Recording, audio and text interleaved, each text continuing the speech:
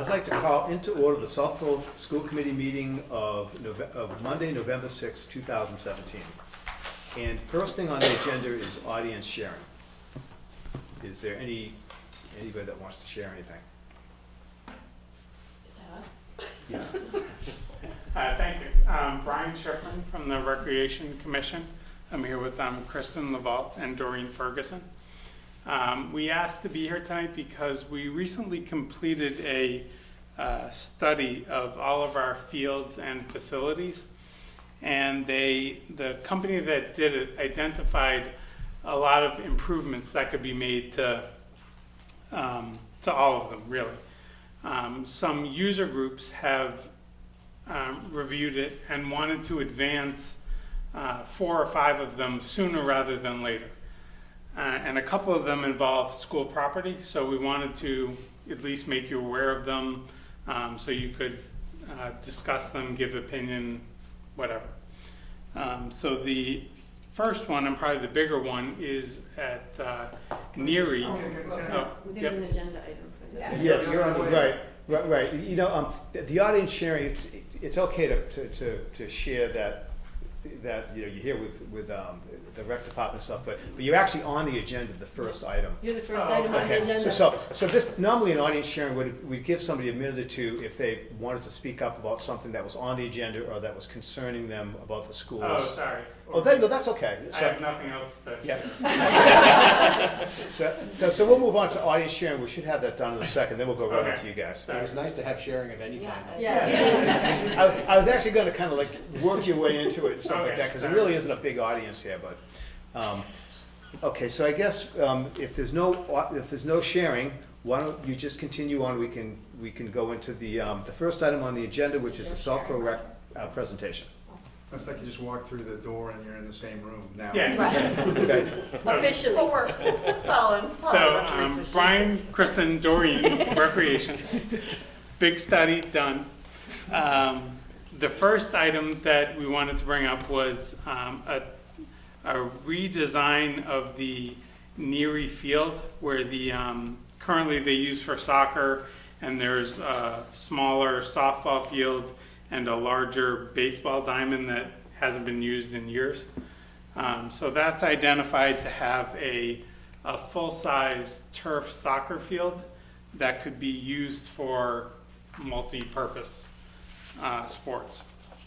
And the other thing is a repair and resurfacing of the track area that I believe is on the school budget at some point in the near future, and would just alleviate some pressure off of that if we could complete that sooner as part of our endeavors with the user groups. So we have some of the those pages from our report that we can pass around, and so this is Neary, kind of what that would look like redone, the light green area, and then you know, that's Trottier, and it's obviously looks fairly similar to what it is today. Flip it over. There you go. Yeah, we could. Do you want to? Also, sorry, we're just talking about, so our short-term objectives, things that we want to pursue in summer of 2017, 2018 and summer of 2019. Those are 2 of the larger ones, but we're also looking at the Petrie, which is the small field in front of Neary, which a lot of people don't realize that. Just fixing that, general repairs, the condition, leveling it. And then also we're looking at, but have to learn more about Lundblad, which is, you know, also Neary up on the hill. I think there's some questions in terms of some environmental engineers. We need to take a look at it. The membrane to help assess what the cost would be. But if possible, and based on the total cost, we could get 3 full-size fields in up there, which is obviously very attractive to soccer. So it's also part of our current objectives. There's that much room? yes, there is. Yeah. You can get Is there one field there now or two? It's used as 2 fields up there. Yeah, but it's not level, it's Yeah. very humpy. So, we're looking to level it out, and before doing so, we need to bring in, What was that engineering to covered? see if we can do that. That's covered, right? Mm-hmm, yeah. It's some kind of membrane that's over it. A landfill, it was a landfill, yeah. Are you talking about turf for that field as well? No, Okay, No. yeah. Yeah, that is interesting saying that, because it isn't totally level, is it? No. Is it settling, or was it never level? it was never really level. Okay, because it's on top of the old Parkville Yes. landfill from like years ago. Yes. Okay, I'm just wondering if it was settling, but as far as we know, it's not? Not that I'm aware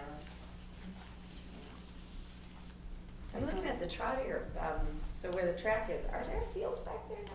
Like back in the corner? These two- Yes, there's the diamond up and back, and then on the outfield of the diamond, soccer had used that in the past for the smaller kids. I think we use it for flag football and things like that.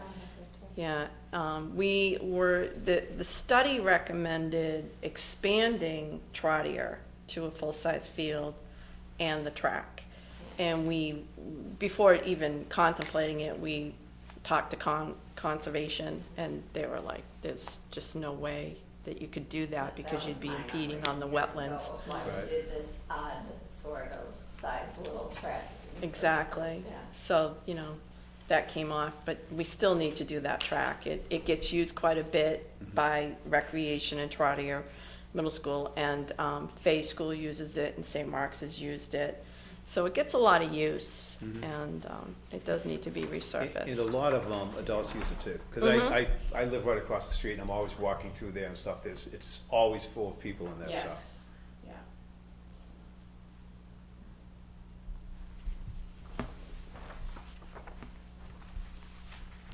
So I have just a question on the soccer field, the proposed soccer field, that's turfed? Mm-hmm. Yes. So that would be located though in the outfield of the baseball diamond? There's It looks like, It looks like. At Neary? in there, yeah. Yes. Yeah. So the big, large field next to the playground. So the diamond's moving to the other side? Did I get that? No, it's already, No. the one It- that's it- not going from here. Okay. Yeah. Yes, it is moving. Yep, it's moving to the other end.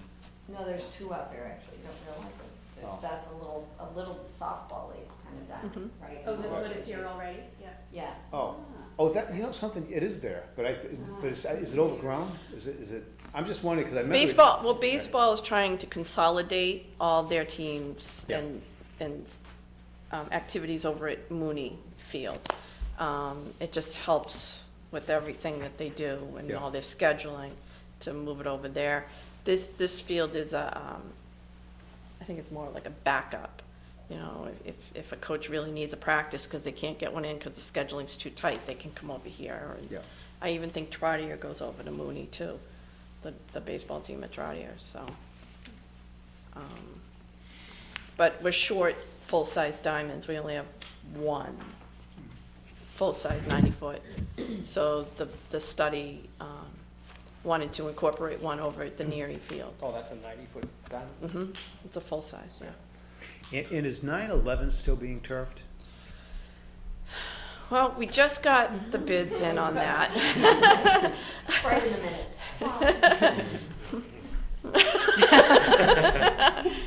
Good thing we're not live. We're hoping to turf it. The bids just came in.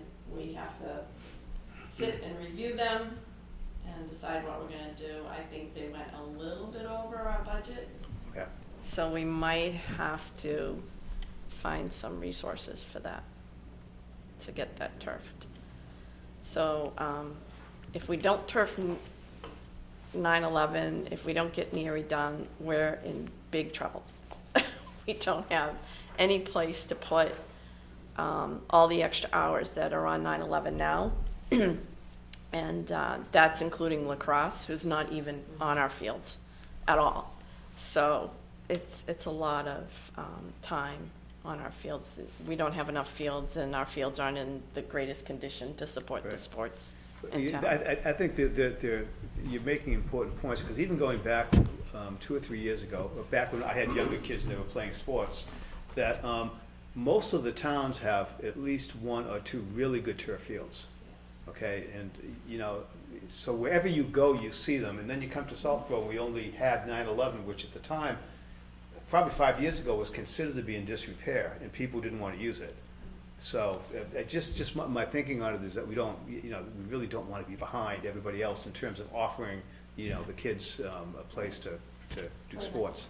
There's a lot that goes into what we should have for facilities. I think a lot of people don't understand the working parent schedule anymore. It's very different than what it used to be.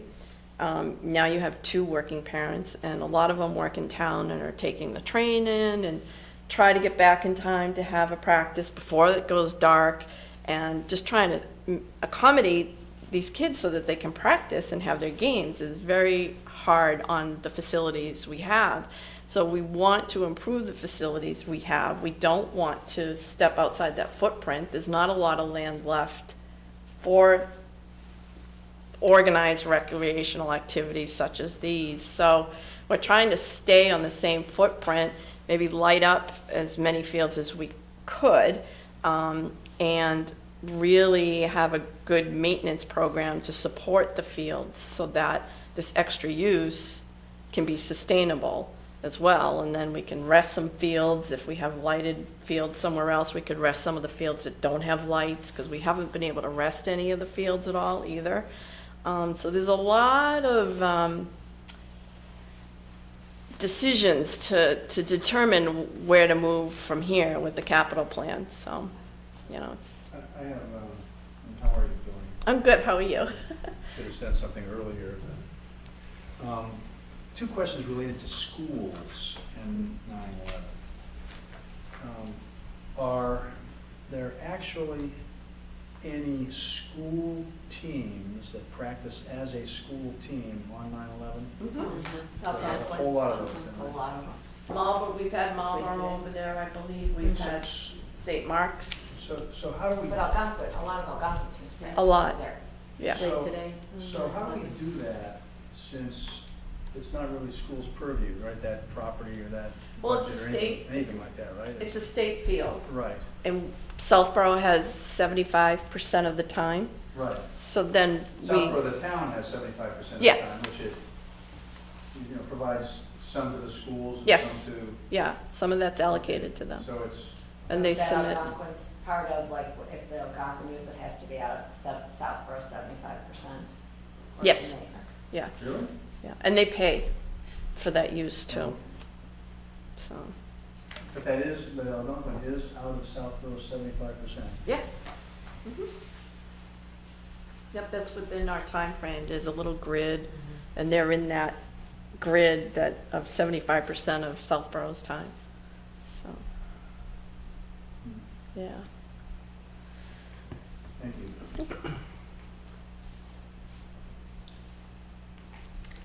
I just wanted to just say how exciting it was to have a person in Doreen visit, I think 2 weeks ago. The plan that they put together is certainly masterful and is a master plan of all of the fields. And it was an exciting conversation, and certainly somewhat paralleled some of the conversations we had in capital planning subcommittee on October 4th. So the timing was perfect, because we were in fact having some of the conversations about some of the fields that you addressed in the study, the comprehensive study that you had put together. And I think the important thing is to make sure we continue to stay in close collaboration and conversation with one another, and to hopefully time our ability to support the work when they're moving forward with the work. You know, our capital plan is laid out with certain priorities as well for us to capitalize on the Woodward project and so forth around some improvements. But definitely, we've been talking about Trottier, and to some extent, the upgrades at Neary as well. So it's great to hear that we're all of sort of one mind, and just figure out how we can continue to do that in lockstep with one another and support the work. that everyone's doing for the student and the children of the town. I'd like to hear from you, Kathleen, what you think of the Neary plan, if you don't mind. Well, I think it would be really great if it was able to happen. The fields do get a lot of use, and even outside the school day, lots of students are playing out there, lots of parents stay, and I think this would be a great asset to Neary to bring to it, really to revive the fields. They're definitely in need of it, but they do get a lot of playing time on there, kids do, so I think it would be just really a great benefit for us to be able to do that. Yeah, I think it'd be phenomenal, especially if you can get the second turf field. I mean, as somebody said, lacrosse, field hockey, soccer kids over the years, it puts our kids and our playoffs and all. I mean, a lot of the rules, you're now bumping up to the rules, the MIAA and whatever, that we sort of almost have to be competitive or to have certain games played in our town and stuff like that. So if we can get that second turf field, or really our first true turf, because 9/11 isn't technically ours. So I mean, that'd be awesome. I think Can I ask a question? So with that, would that still be accessible to our students during the school day? Absolutely. Absolutely. We are hoping that we can rent the turf field during times of non-use of the schools and the youth sports in town, so that we can offset costs of the field, as well as, you know, the bonding, if we can contribute to the payback of the bonding for it as well. Anything we can do to help, you know, take the tax burden off. You know, we don't want to burden the taxpayers, but these are things that not recreation, but the town and recreation, they need.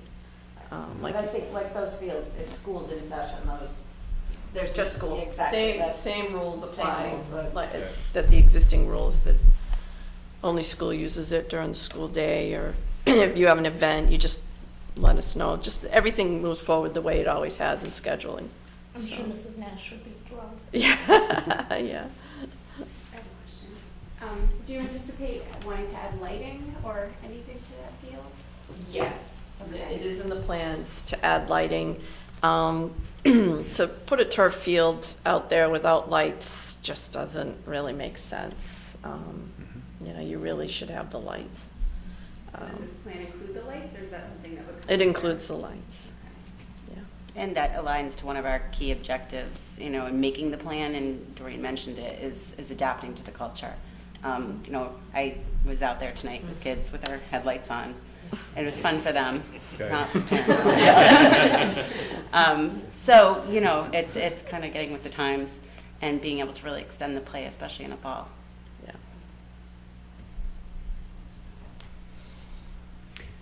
Well, what happens from here? Yeah.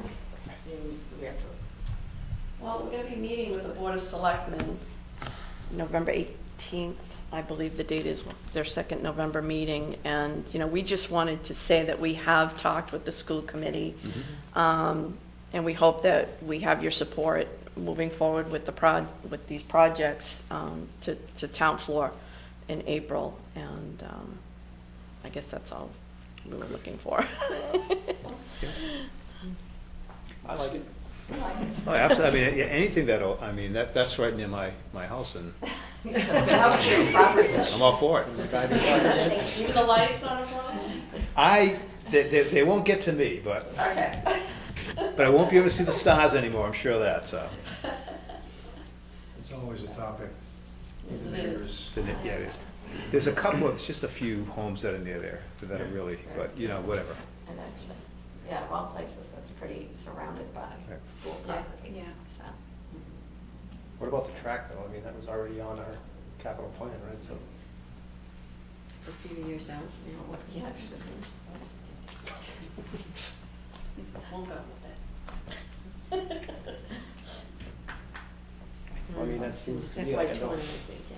What's that? FY 20 is not. But you want to do it much sooner than that, right? We'd like to get it done sooner. It's been Yeah. on the capital plans for a while. It's been on our radar for a while. we think it needs to be done. The timeframes would be DePietri, Lundblad, you know, with some questions pending on that. And, Neary. well, those would be summer, sorry, Trottier, thank you. Those would be summer, ideally, if, depending on what happens at town meeting 2018. And then Neary would have to be summer 2019, just with the work involved and making sure it's during the summer, basically. Yeah, and scheduling, the contractor and everything, so. Yeah, I think that might be our only concern is, you know, making sure. Yeah, we should that for it- everything off-season, off-school year, so. It doesn't impact the school year. Would be nice. Okay, well, thank you very much. Thank you. Thank you. Thank you. Thank you. Both for the audience sharing and the presentation. So do you want to? Thank you. Brian, is this one too? Thanks. So the next item on the agenda, I think we're going to move up the discussion of the MTC to the next item, if that's okay. And so we'll move to the next item on the agenda, which is the MTC. I think you're looking at me, and Yeah, I'm I'm going to looking. make it short if you moved it up, so I will try. What I would like to recommend for the board to agree to or to recommend regards the selection process, or this board's participation in the selections process for the MTC. The two other boards that are charged with also selecting candidates to be on that committee haven't really discussed this yet. So I think they will be at least agreeable to listening seriously to what we put forth. If it doesn't make sense, well, then they won't agree with it. But so here's what I've come up with, and not just me, but in talking with some folks. There are 12 candidates that we know of, I think, that have applied. 6 through the schools and 6 through the town. Now, when you think about it, to have 12 volunteers for a 5-person committee is almost unheard of, okay, when all of us go back through time and watch this process. So that's a very good sign, and I think we'll get, you know, good candidates from that group. So how do you handle the process of the selection? So here's the recommendation. That each, I guess, recommending group, so schools, selectmen, the library, would put forth 2 people. 1 board member and 1 non-board member. So we would pick a board member, superintendent would pick someone from her team, could be her, could be someone from her team. The selectmen do the same, 1 board member, and then, you know, somebody from, whether it be Mark or I don't know who, and the library trustees would do the same. Those 6 people would actually form the selection committee. Even though each of those 3 groups, you know, has the right to pick specific people, because you want to get a good mix of experience, capabilities, maybe even reasons for applying, it doesn't make sense for people to go off and sort of interview separately, especially if you want to end up with the best possible group of 5 that you can. So that group would interview all 12 candidates together, and discuss it amongst themselves afterwards, even perhaps to the point of trying to understand, all right, so what are the groups going to do? You know, do these 2 make sense to be put forth by schools? These two make sense to be put forth by the selectmen, et cetera. So everyone knows ahead of time what the makeup of this group will be like, and they'll come back to their respective boards and I guess identify it. But I think that's, because you have this situation where you have different groups looking at different people, if you really want to end up with a good combination in the end, having it be collaborative, not only through the interview process, but also, through the selection process, is, I think, the optimum way to do that. So that's it.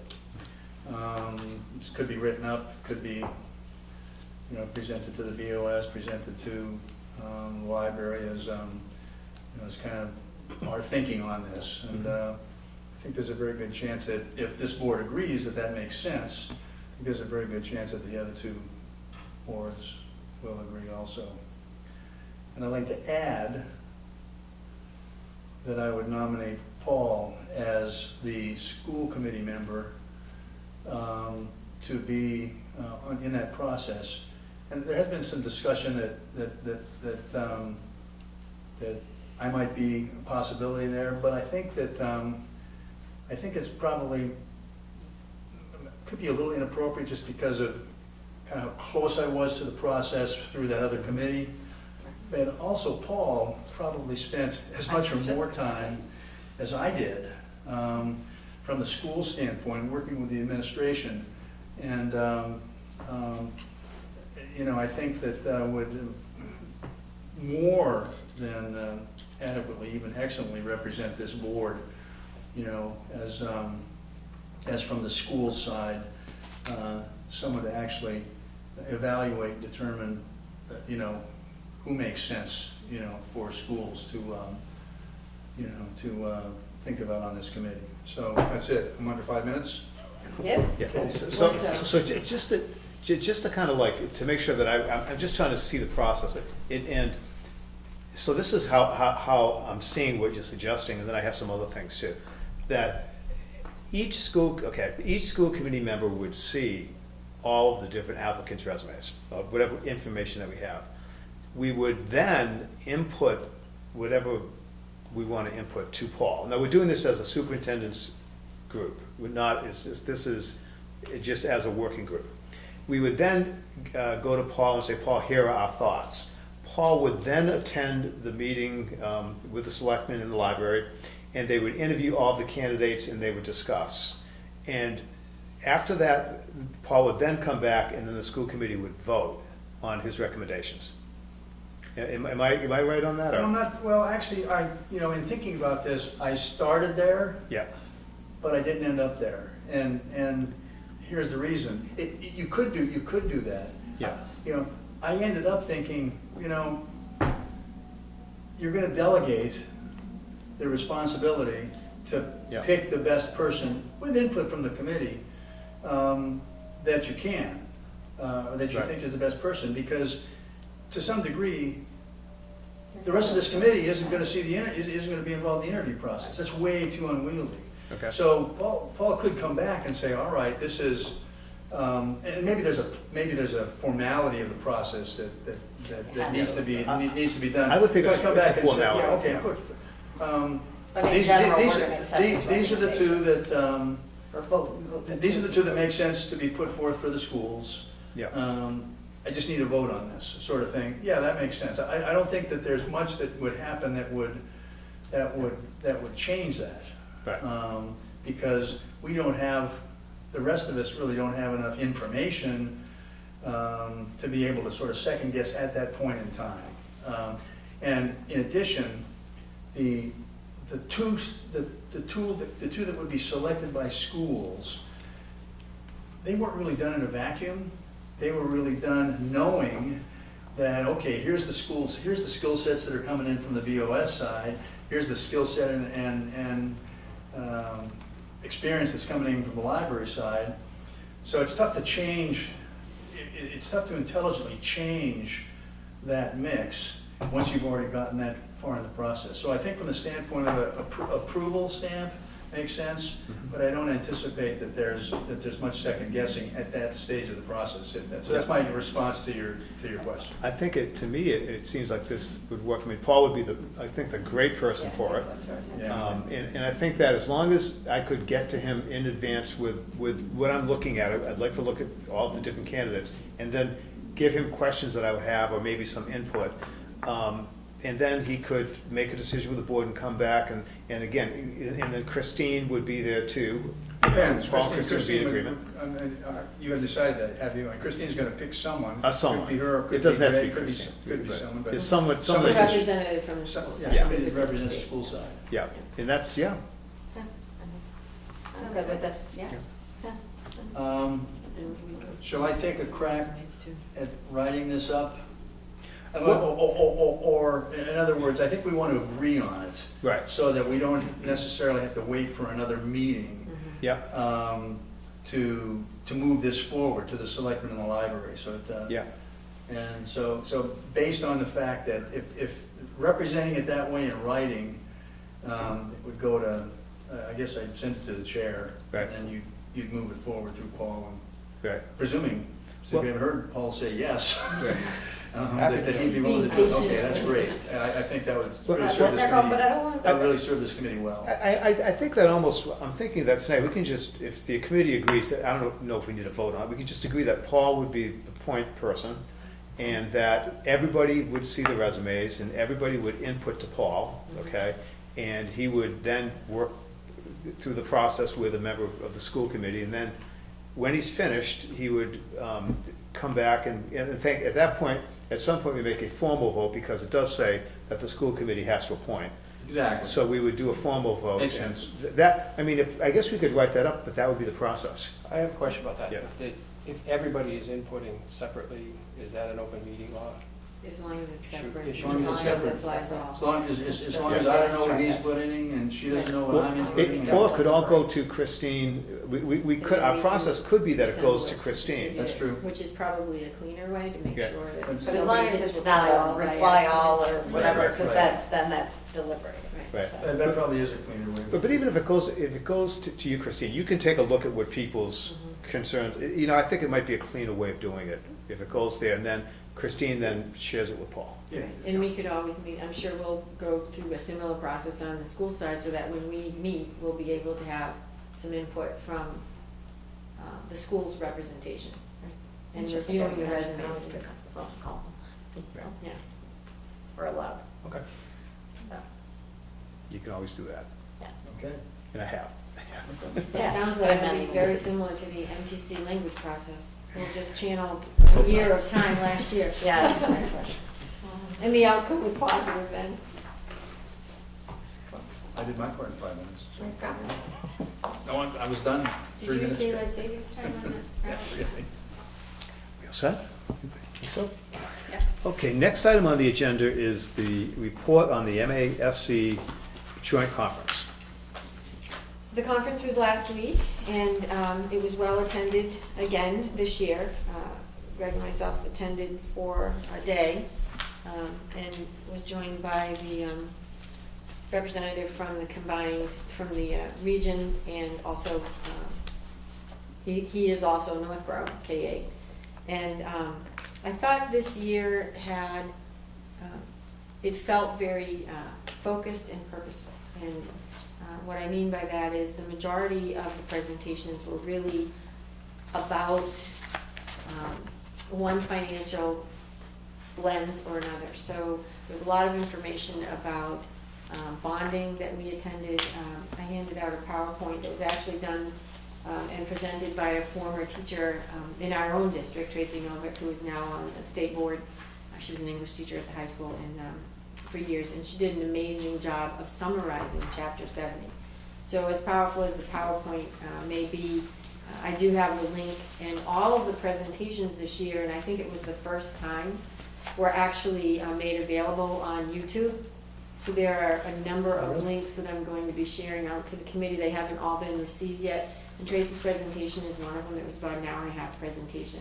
And it was really an excellent overview of the history of Chapter 70, how it came to be. Historical perspective, and again, Massachusetts being at the forefront of education and how to fund education. And then, you know, what are some of the challenges now with Chapter 70 and into the Foundation Budget Review Commission's findings. So this is for distribution for you to peruse, but also I'll be sharing out the links. Another phenomenal presentation was actually two school committee members who presented through the MARS, Massachusetts Association of Regional School format. They do pre-conferencing session.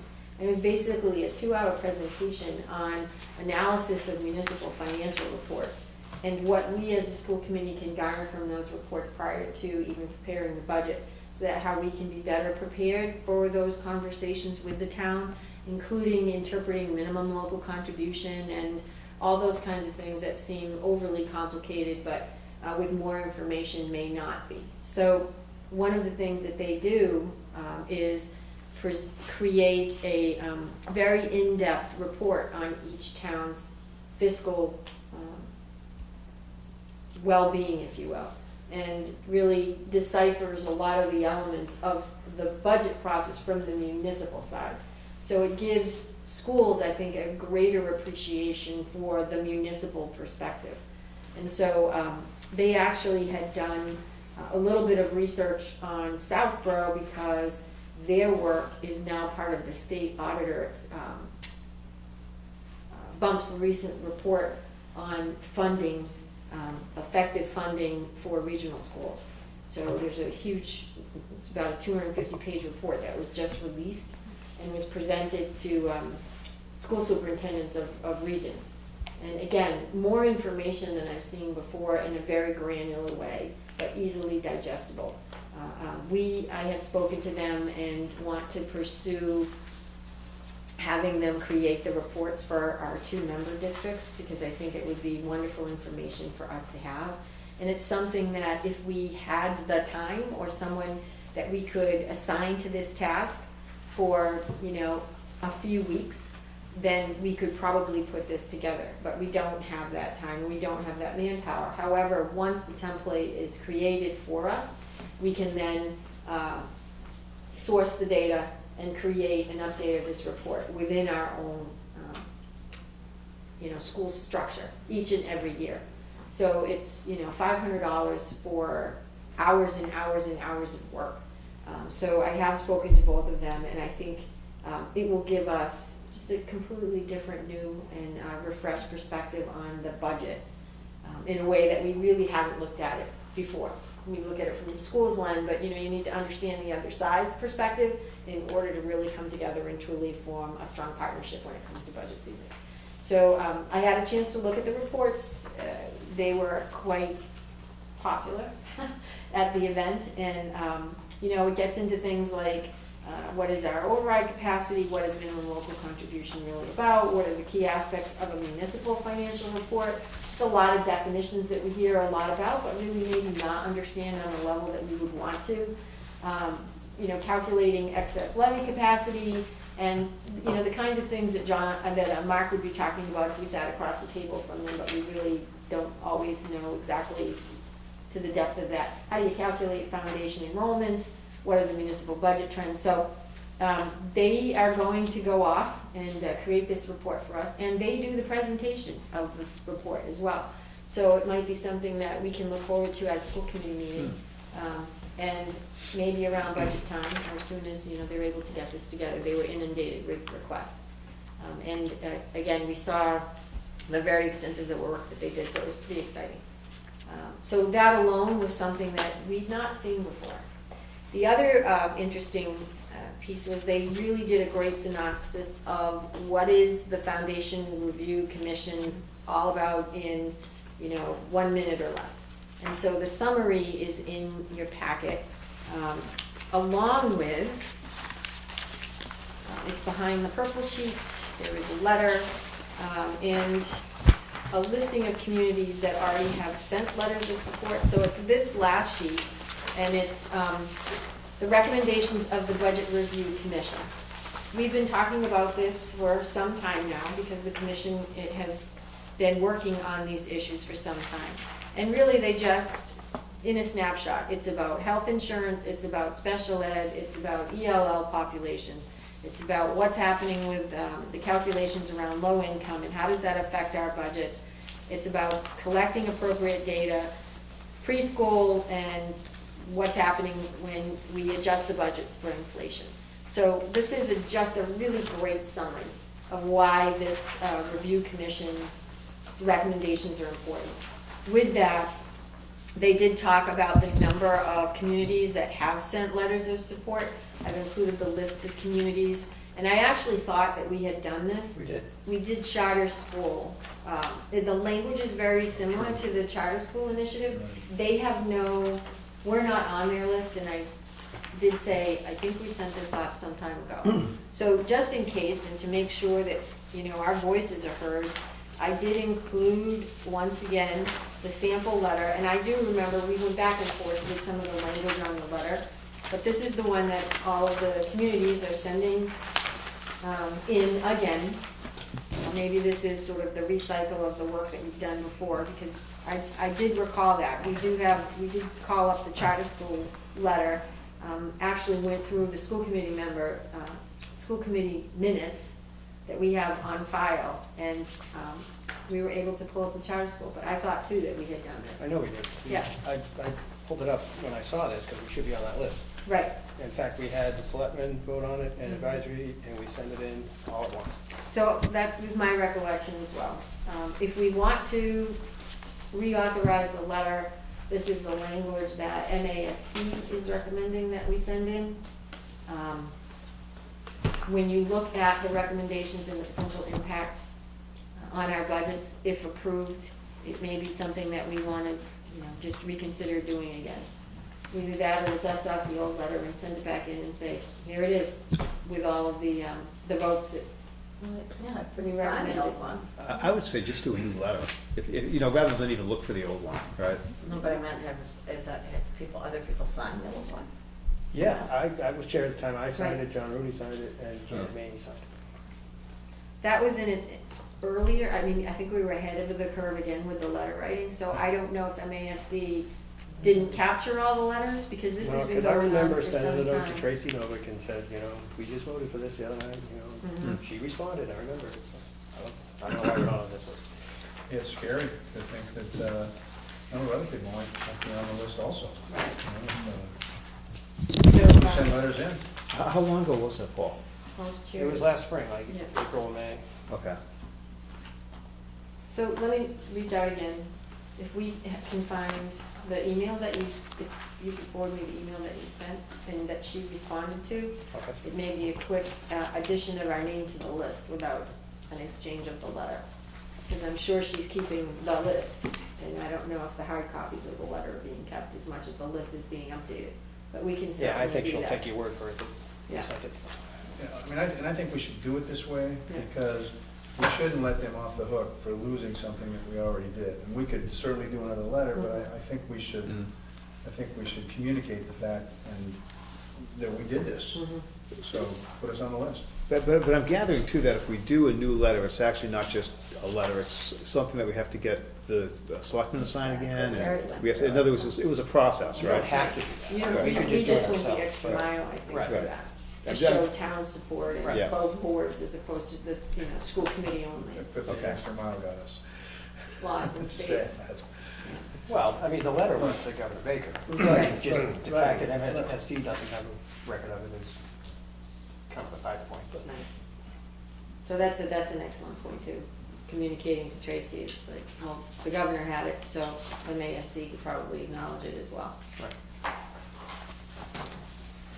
And then there's no shortage of new bills that are moving through the House, and MASS put together the legislative committee report, and these are in some form of discussion, but these are some of the topics that are being taken up for consideration through the House. And some of them are very familiar to us, and some of these we've actually taken some very proactive steps to address, particularly the the concussion and the head injury with the work that we're doing around impact testing.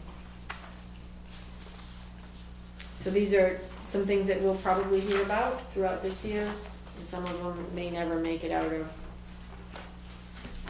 wherever they are in the house at this point. One interesting bill of note is number 25, because we've talked about this before, and some of the principals have moved this concern forward about having full access to the school buildings on election day. Like tomorrow, we have an election held at Trottier.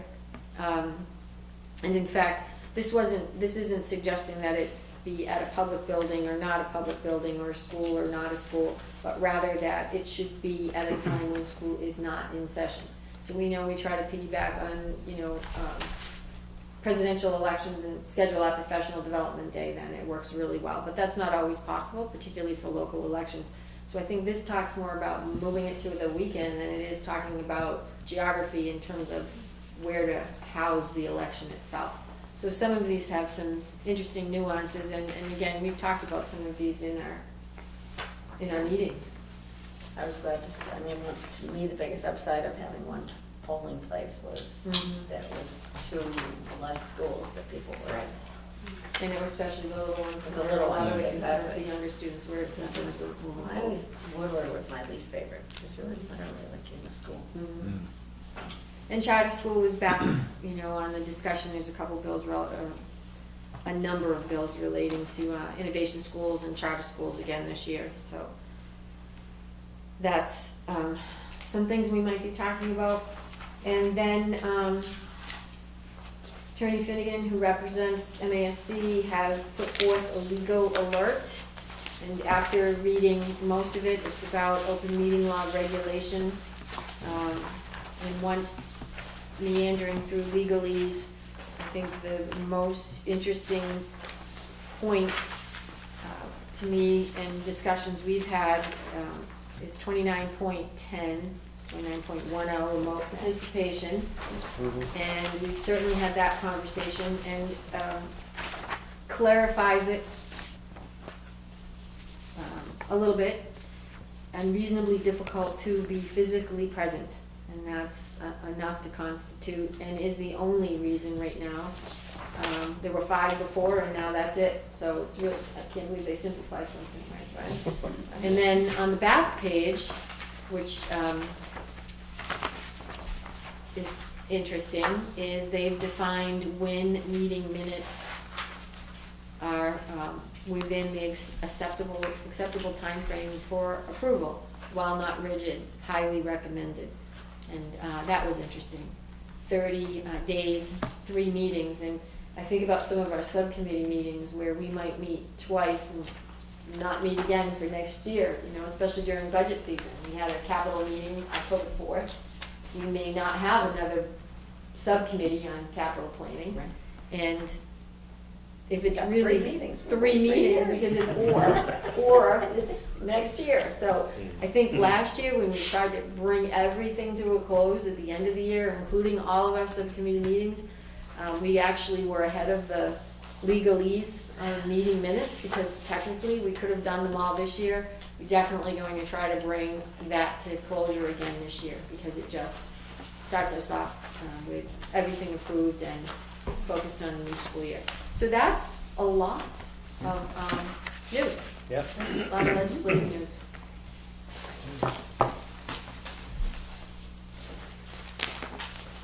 And again, all these presentations, including the presentation that I just shared with you about the municipal language, and that report is available on YouTube, and those links are coming our way. Great.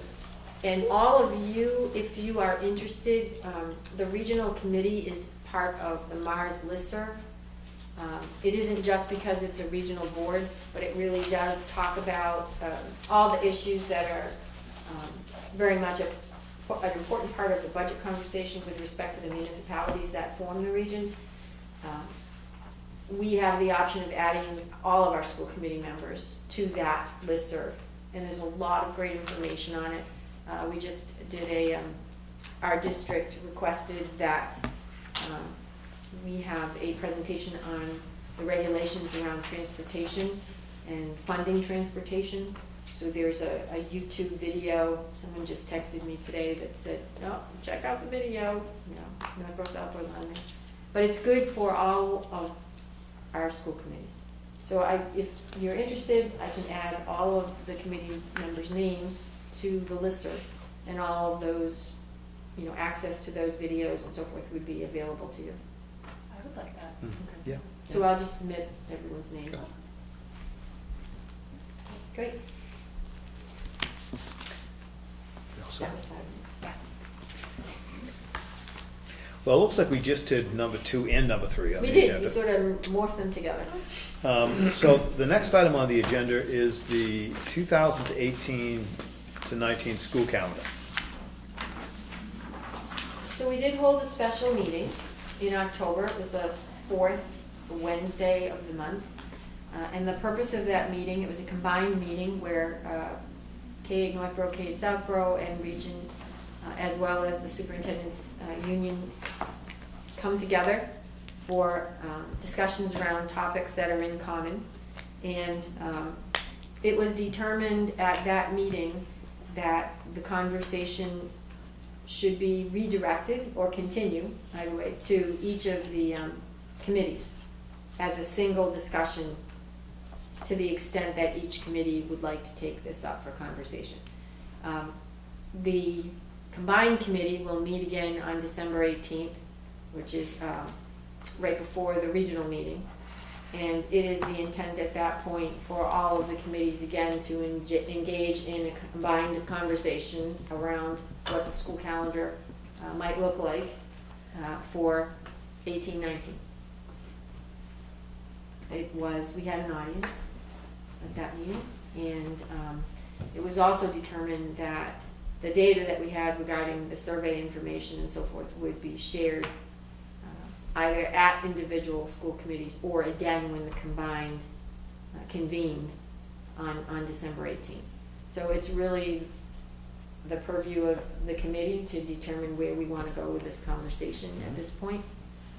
We know we have 2 recommended calendars for consideration, and that's what they are, recommended calendars, to sort of provide a basis for conversation as we consider the calendar. Again, this isn't something that is unique to this year. It is the process that we engage in each year. Recommendations are made by the superintendent, and the school committee takes up the conversation setting the calendar for the next school year. I was just going to add that in the meeting we had last time, we didn't have a quorum for regional. For region. Right, region. So we couldn't go as far as maybe as we would have liked to. So It is worth noting that Southborough K-8 did have a quorum Right. present at the meeting, and Northborough K-8 had a quorum, but the union did not Yeah. have a quorum either. So the region sort of became the audience at that point. Right. And then the 2 K-8s engaged in a pretty active dialogue. Right. Yeah, I thought it was a very good meeting. And one of the reasons I wanted to have it on our calendar anyways, is so that if people from the public wanted to speak at the meeting, they could speak and then we could discuss it. And no one came here to speak about it tonight, so that's fine. But that's what I would like to see us, just keep it on the calendar if people want to come in and talk. If not, my thinking is to just push this off to the next combined meeting and talk a little bit about it tonight if we want, but with the hope that we can get the quorums to the next combined meeting so that we can actually get it done. I think that if we run into the problem of the quorums again, we might have to come right back at the school committee level and do this. Right. And of course, the logic and the reality of having one calendar set for the 3 districts, because we share buses, but we also have, students from Southborough who are Algonquin regional students as well, so to have everyone on the same day, calendar day schedule makes good sense for families. And, research indicated that once, 2 years actually, 2 consecutive years, I think in 1993 and 94, that was not the case one district was not on the same schedule, and clearly that did not work out too well because we've never gone back to that practice since '93. Can we see the survey results? That's up to the committee. No, they have not been distributed, because the discussion it combined was sort of, that's something that we want to share it combined. What I do have tonight is a snapshot of the surveys, and also we looked at 40 different schools and their calendars, and we also pulled 40, each of the school policies that relate to absences because of celebration or observance of religious events or whatnot, because from time to time, it isn't just religious events that require students to be out of school, and what is the practice. Because the conversations have always centered around, okay, so what if? What if it isn't Good Friday and one of the Jewish observances, and what if it is a different faith that we don't recognize because of our calendar, the way our calendar is presented? Then how do we address that? And there is lack of clarity in our policy, and we felt that looking at what other districts do would help inform our own formation of policy. So we have 40 examples of language like ours to help guide our work. And that would be whether we go with a standard calendar next year, whether we adopt one of the other recommended calendars, or whether we morph our calendar into something else for next year. It is important that we create this consistent language so that Regardless of the situation. Regardless, we need the language. It's fair to kids, and parents want to be reassured that there's a good baseline of practice for them if their students are out. So it's just good work that we need to get done, regardless. So I can distribute, it's really up to the committee. I'm thinking it'd be great to distribute I would it, love so we to. could, and Oh, yeah. maybe, you know, I think Take you time. should send it to everybody. Yeah. Yeah. You know, because it's So if it's we're gonna be impossible distributing to like this digest all tonight- that at the combined meeting. Yeah. right. If we're distributing this tonight, it hasn't this is the first committee meeting since Yeah. our meeting. I mean, Then I don't want to get tomorrow this the night it'll of the go out. combined meeting, I'd rather have time to. Yeah, we'll have plenty of time. So this will go out tomorrow to the other committee members as just a general. So the two documents, and there was no shortage of opinions on the survey, but we tried to center around what seemed to be the most salient points of the conversation. The first handout that you have really represents the analysis of the school districts, the calendars, and this is the stack of policies that we have. Mr. Challenger, you may want to take that with you as well. Is this the only other one? Mhm. No, thank you. Yeah, this is a synopsis, for sure, a summary. So let me distribute this as we go as well. This is a snapshot of the summary results. And so we talked a lot about compelling. Is there a compelling reason based on the amount of input that we've received from our 1,300 respondents of parents with basically a split that mirrors the population, Northborough and Southborough. When we look at the number of folks that responded to the surveys, not just the first one, but the second one, it really does mirror the distribution of our students at the high school, which was pretty amazing in terms of response. That being 65-35, I think, in terms of the percentages. So I think this is interesting because if you look at the bottom of the document, if you look at the bottom of the document, with 40 schools weighing in,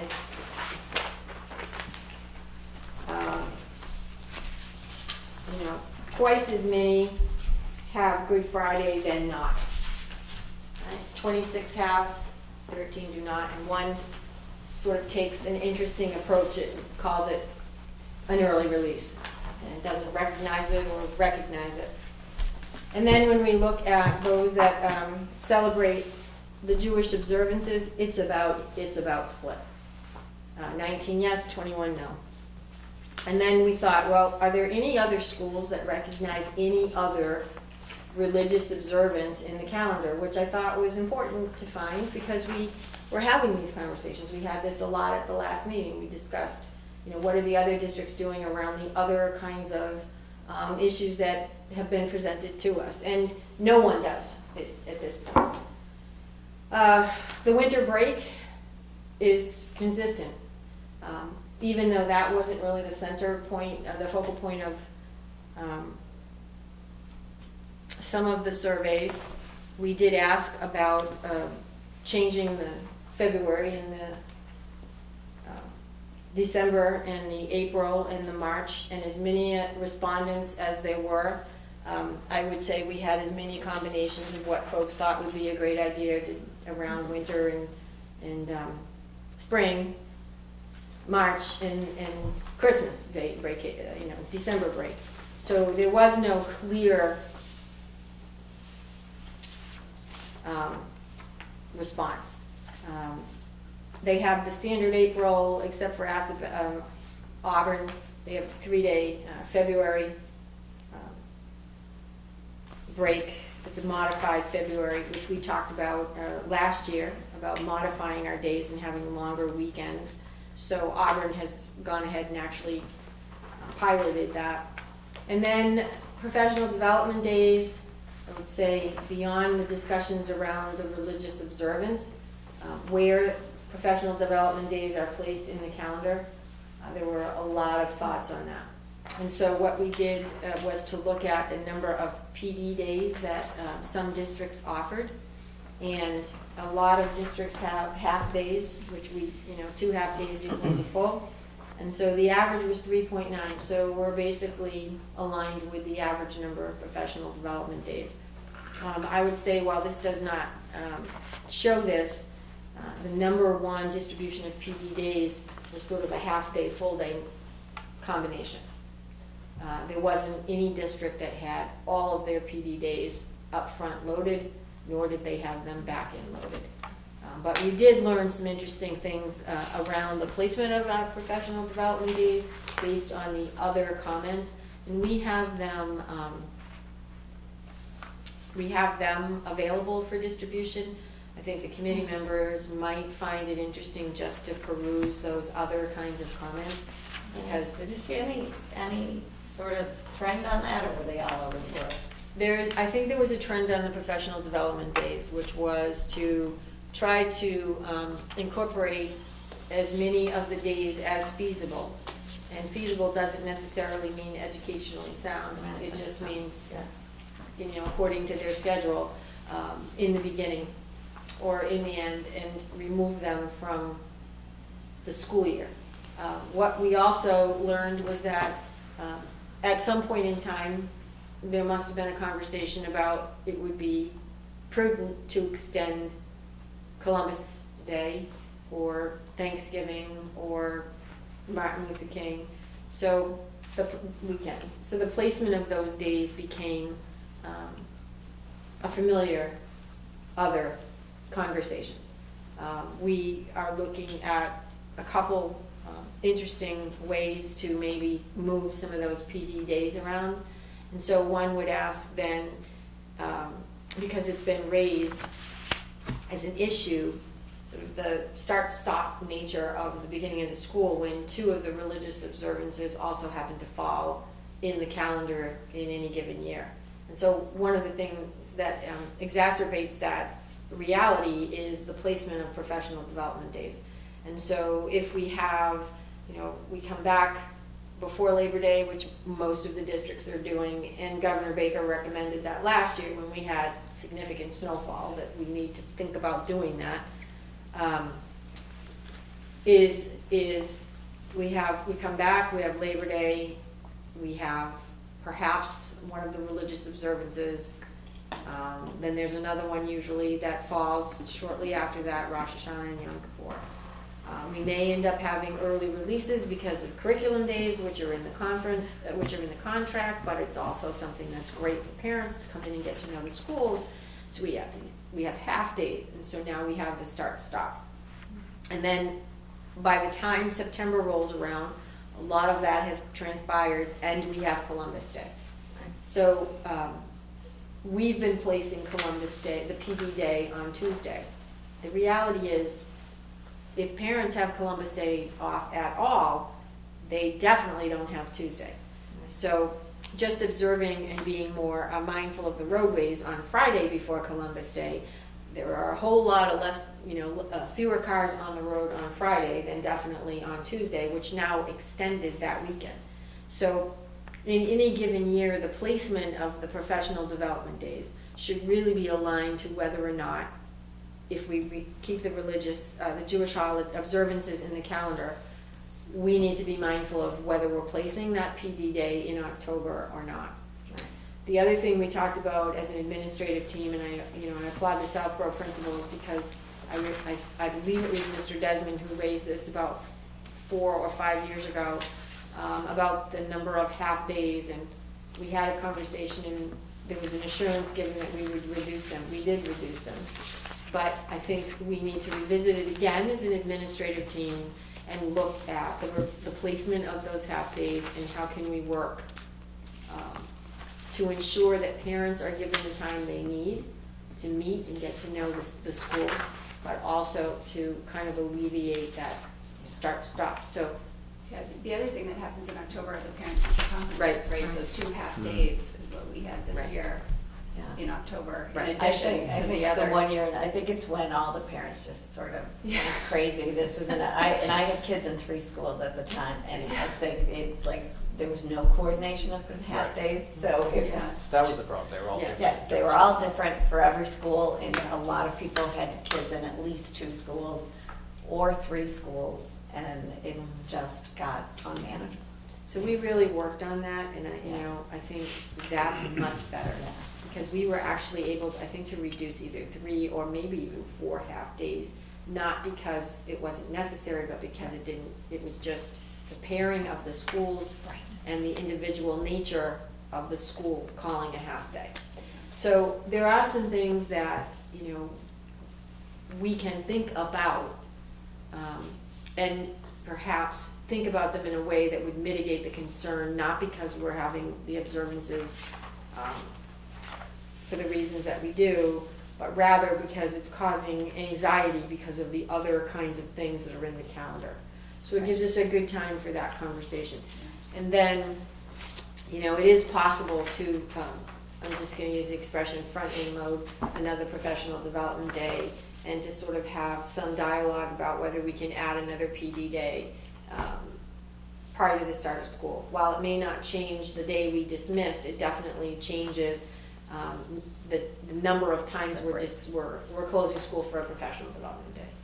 And then we also had preliminary conversations with the administrative team about how we can actually make a professional development day at the end of the school year very, very meaningful.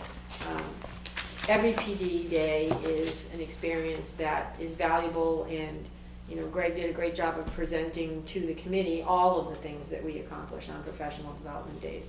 And how can we structure this day in a way that sort of launches us into the next school year? But also, we have a number of professional development opportunities that are offered to our teachers in June. So how can we bring some of those in and capture those experiences as the last day of a school year? So we are working and having some preliminary conversations with the administrative team, and I think we're open to looking at it in a different way and changing the lens that we look at that. Having said all that, that takes 2 of those days, for the most part, bookended out of the school calendar. And so, But, I know part of what I want to make sure is that, we're doing professional development for a very real reason to enrich our staff. So I know that one of the, somewhere along the years, people have said, part of the reason, having that end of the school professional development day doesn't accomplish our goal, because if we're trying to implement some kind of new system or teach our staff something, that is sort of why they tend to be on the earlier end, so I want to make sure it's not overly focused on, make sure that you guys realize we understand why you're doing professional development. So do it so it's also meaningful Helps and students. What time- optimizes the learning for the staff. I think one of the things that changed the conversation is perhaps the change in the teacher evaluation instrument, where we actually do a lot of reflection around goal setting, and we are really surveying our students and looking at the data, and that helps informs our practice for the next year, and helps us begin the goal setting process based on data that we look at and we analyze in sort of a collaborative way. So absolutely, Mary Beth, and that's been our concern as well, Yeah. that if that's the time we're going to use, it shouldn't be just to make people happy because of the calendar. It needs to be time that's, really well-grounded in continuing our school improvement and about our students' growth and achievement. So that's where we're discussing these kinds of options. My concern with the calendar again is, and it begs the question, are we looking at this because of the equity issue that we talked about? Are we looking at this change to create a better flow of teaching and learning throughout the school year? In which case, certainly the conversations about professional development day placement and half days should happen anyways, regardless. And then, the last comment that we hear all the time is, it's just about getting out earlier. Well, it isn't, because we work 180, we're here 180 or 185, and our administrators are here well past that number, and central offices as well. So of all of the, rationale that folks have offered up as why we're looking at the calendar, that is not the reason we're having these conversations. Well, and I think we need to because, come back to that and realize that. Yeah. I mean, but part of the reason is that sometimes our school year, just because of the way the August, where Labor Day falls, sometimes pushes you like later and later starting. And we had one year where school went till June 27th, and then that's also, Cheryl will attest to our fiscal year end and trying to close out the school. It's just really difficult to push school that late. And on top of that, like, I think half of everybody would already scheduled, people were pulling kids out of school those years when we start going late. Part of that was that the parents and families didn't respect our school calendar at some of those years. They didn't sort of look at that calendar and say, well, this is a floating date and it all depends on snow days. And you've got to add 5 or 6, or if it's a snowy winter. So that's what we are up against. So yes, are we trying to end a little earlier, but it's really not because it's because of situational issues that I mean, a couple of those years we went really long. There was not effective learning going on some of those later days, and I know teachers were scrambling with finals and different stuff because kids just weren't there. So I mean, I think that's one thing that we've actually added to our calendar. We had this conversation a couple of days. The school is in session for 100, until June 30th, or the completion of 180 days, and we've made that so noted on the calendar, but again, it goes overlooked. Our average number of days, at least our 5-year average for snow days, is 4.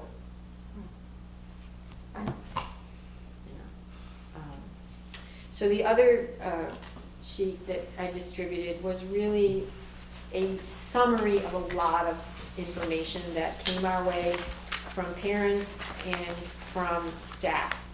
And so, same question worded in a different way, just to sort of test the response. First question was the survey that we sent out in the spring. Which do you prefer? Please rank, order them. Total respondents on that calendar were 549, and you'll see the distribution. A student calendar that mirrors the current calendar and approved calendar for the FY 2018, so status quo basically. And so 49% said it's okay. 25% said they wanted to change it somewhat, and then for that you look at that other responses. And Mary Beth, to your question, it really did center around professional development and the placement of those days. If we look at what the most frequent response in the other category would be.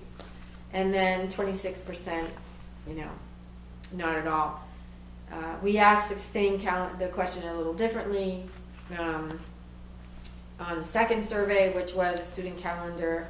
Well, actually, the second question, a student calendar that includes holidays, traditional February and April vacations, and no religious observance. Again, same kind of response. And then we had a fall survey that we sent out, and distribution is about the same. And then when you look at the staff responses, there you see the biggest change, and I think that speaks to the flow of the beginning of the year more than anything. Because when they come back, I think that's what that's about right there. It isn't about the religious holidays per se, or religious observance. It's about the fact that those 2 months are challenging at the beginning of the school year. And when you have a conversation with teachers, that's the first thing they refer to is the beginning of the school year and building that momentum. If the holidays were spread out, including Columbus Day and Labor Day, and it wasn't at the start of the school year, it probably would not be, a consideration. So that was probably the highest spike that we saw. So, I guess we use the compelling argument again. Is this with respect to the religious holidays, like these compelling statistics? Well, one question, because the survey, which I kind of know, these numbers are made from both towns, right? Mm-hmm. So we don't really have a Southborough survey and a Northborough survey. We can disaggregate the data that way. I would like to see it disaggregated. When we look at the percentage of respondents in one district or the other, it's like 30. It's equal to our October 1 student ratios when you think about that, which was pretty interesting. It was almost spot on. So we can look at that. We sort of anecdotally looked at that when we were reviewing, all of the data that we have, and I don't recall seeing a significant difference between towns. Just looking at all that information. I don't know. Well, there's no reason to create a lot of work if you know there's no significant difference. Yeah, it wasn't significant. It didn't stand out as. Okay, then there's no reason. I don't think there's any reason to bother getting more data around it. The concern I'd have is if there was something that you'd seen, or if you dug at the numbers, but apparently you have looked at it. You didn't really see it, so you just aggregated the numbers and presented them. We did disaggregate the data and look at it. Yeah. There was no question that arose around differences. Yeah. And I think that was consistent with all the questions that we asked. And we did get a fair amount of other comments from everyone. So we actually have those, and it might be just an interesting read for the school committee to see, because I think we had almost 300 other comments of combos that every imaginable combination. But it was great because people had an opportunity to share their thoughts. I would just, are we discussing? I think we're gonna discuss that, the regional. Yeah, well, I just wanted to make the comment that I would look at this kind of from the flip side, that while, I understand the staff response and that I can only imagine from the parenting side how difficult it is from the teaching side to keep the momentum going, so I get it. But when you look at the parent responses, and it's somewhere between 12 and 26% that are saying that they would want to keep the religious observances in the calendar, right? Because it's a solid 12% that's saying that it's important to them to have that in there. And then if you just translate that into the number of, we have roughly 1,300 students in just our district. That's 130, close to 200 students, where that's a very important central thing to them. And we had some pretty passionate and I thought compelling testimonials at our last meeting about the calendar, about how much that really means to those families. And I think that if there are other things we can do in the calendar that could cut down on the disruption, in my opinion, that's what should absolutely take first priority. And especially when I look at next year's calendar, I know this will vary by year, but next year, you know, if we were to get rid of the 3 days, Good Friday falls in April vacation, so it would really just be getting rid of, you know, the Jewish holidays, and that just feels a little not right to me.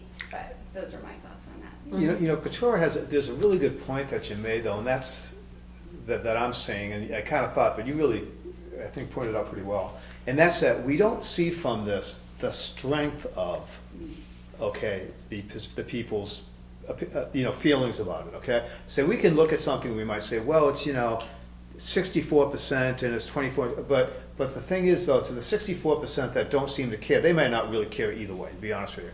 But for the 12 to 24% of the people that this really impacts, this is a central important thing for them. So that's something that we can't really measure, that we can only intuitively try to understand by speaking to people in the community and having meetings like we had last week where they come in and they express to you, for example, how important these holidays are for them. So that's just something else to think of. And again, the numbers like this are great, okay, to help give you some idea, but they don't tell you how strongly positioned the people are, one way or another. I would say it tells you that they're not that strong one way or the other, at least the fall survey, because if you look at the numbers for 1 and 2, I mean, they feel very strongly. So the first one, we want the calendar that's the same as last year, 49%. And then the next question, do you want a calendar that gets rid of the religious observances? 64%. That doesn't make any sense to me. Those should be polar opposites of one another. So they either don't care that much one way or the other, or didn't get the question. Or, well, you can't tell. But then you look at the fall where it's much more black and white. You got to pick one or the other, and it's 45-55. So, which is, you know, that makes it tough for us because it's not clear one way or the other. Yeah, I almost think I do click. It is kind of hard, but I think that one way you can try to get through this, because there's a lot of data here, and you have to make a decision one way or another. You got to speak to people in the community and ask them what they think, and then you got to find, and that's what we tried to do last week. People came forward and they spoke, and that's really almost the only way you can really get a really good understanding of just how it impacts. Survey. I mean, that's why I do surveys, and you get comments. But you notice that when you have the meetings like that you don't get a whole bunch of people coming in, want to change the calendar, take individuals holiday. Nobody comes in. I think one time 5 years ago, maybe one person said it, and that was all that ever came in. So that's telling me that the people that really believe that don't believe strongly in it. I think Paul's point is sort of how I looked at this data and I keep using the word compelling, because regardless of whatever the decision, it's sort of like a snowfall, unless it's blizzard conditions. There are going to be some people that agree and some people that do not. And in this case, it's not overwhelming one way or the other. And so with that, is that a compelling reason to change? And I think, that's how I look at this. I have a different view on this. I don't really view this as a popularity contest, like what do people want? Right. I'm a little more just like what's the right thing to do from looking at the face of our communities. Mm-hmm. And I look at it more really from the perspective of when we haven't changed the calendar since 1990, and the face of our communities has drastically changed since 1990. And that's my question, is do we change this calendar to represent the changing face of our community, and are we leaving out other groups by only saying we're going to look at the Christian holiday and the Jewish holidays? And that's really my question. I don't have an answer to it, but that's the way I look at this, and I think you either have to do all or nothing. That's the equity issue. That's the equity issue, that it's, and I don't know if people have, But I think if you keep with this calendar, the minute that someone asks for another religious holiday, you have to give it to them. Well, you know, the thing is, that was part of what we discussed. In the last meeting that we had on it, one of the things we asked was, well, first of all, we had a meeting, and it was about the calendar. It wasn't just about the religious holidays. And- Oh, right, And exactly. people didn't come in from other religions and say, I'd like to have my holiday added, okay? And people didn't come in and say that they were for taking these holidays away. So that group never came up. But one thing that we discussed, we found was that we haven't had anybody come to us and ask for another religious holiday. Okay. Okay, nobody within the community has even brought the subject up. Now people from outside of the community, I believe, may have sent an email, or they may have done something, but from within the community, I just don't think it's ever been an issue. Now, I would say though that if it ever does Yeah, come that's up, what I'm saying. is that's if we- when you'd have to handle it. I think we leave no choice if we, since we're discussing it, may leave these holidays in.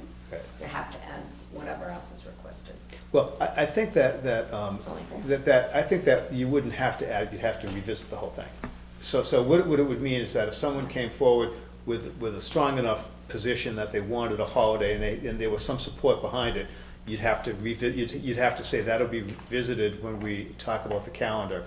And then that'll be some of the information that comes into the new calendar discussion whenever that might occur. I think it's a difficult discussion because Yeah. it brings us to a point of sort of having to make decisions about what is and what is not the appropriate way to honor an observance. And so when we get close to these conversations, we also then sort of have to make some judgments. And there's no shortage of information, as we know, about all the days in the calendar and how people should or should not celebrate their faith, but it's really not up to us to make that determination.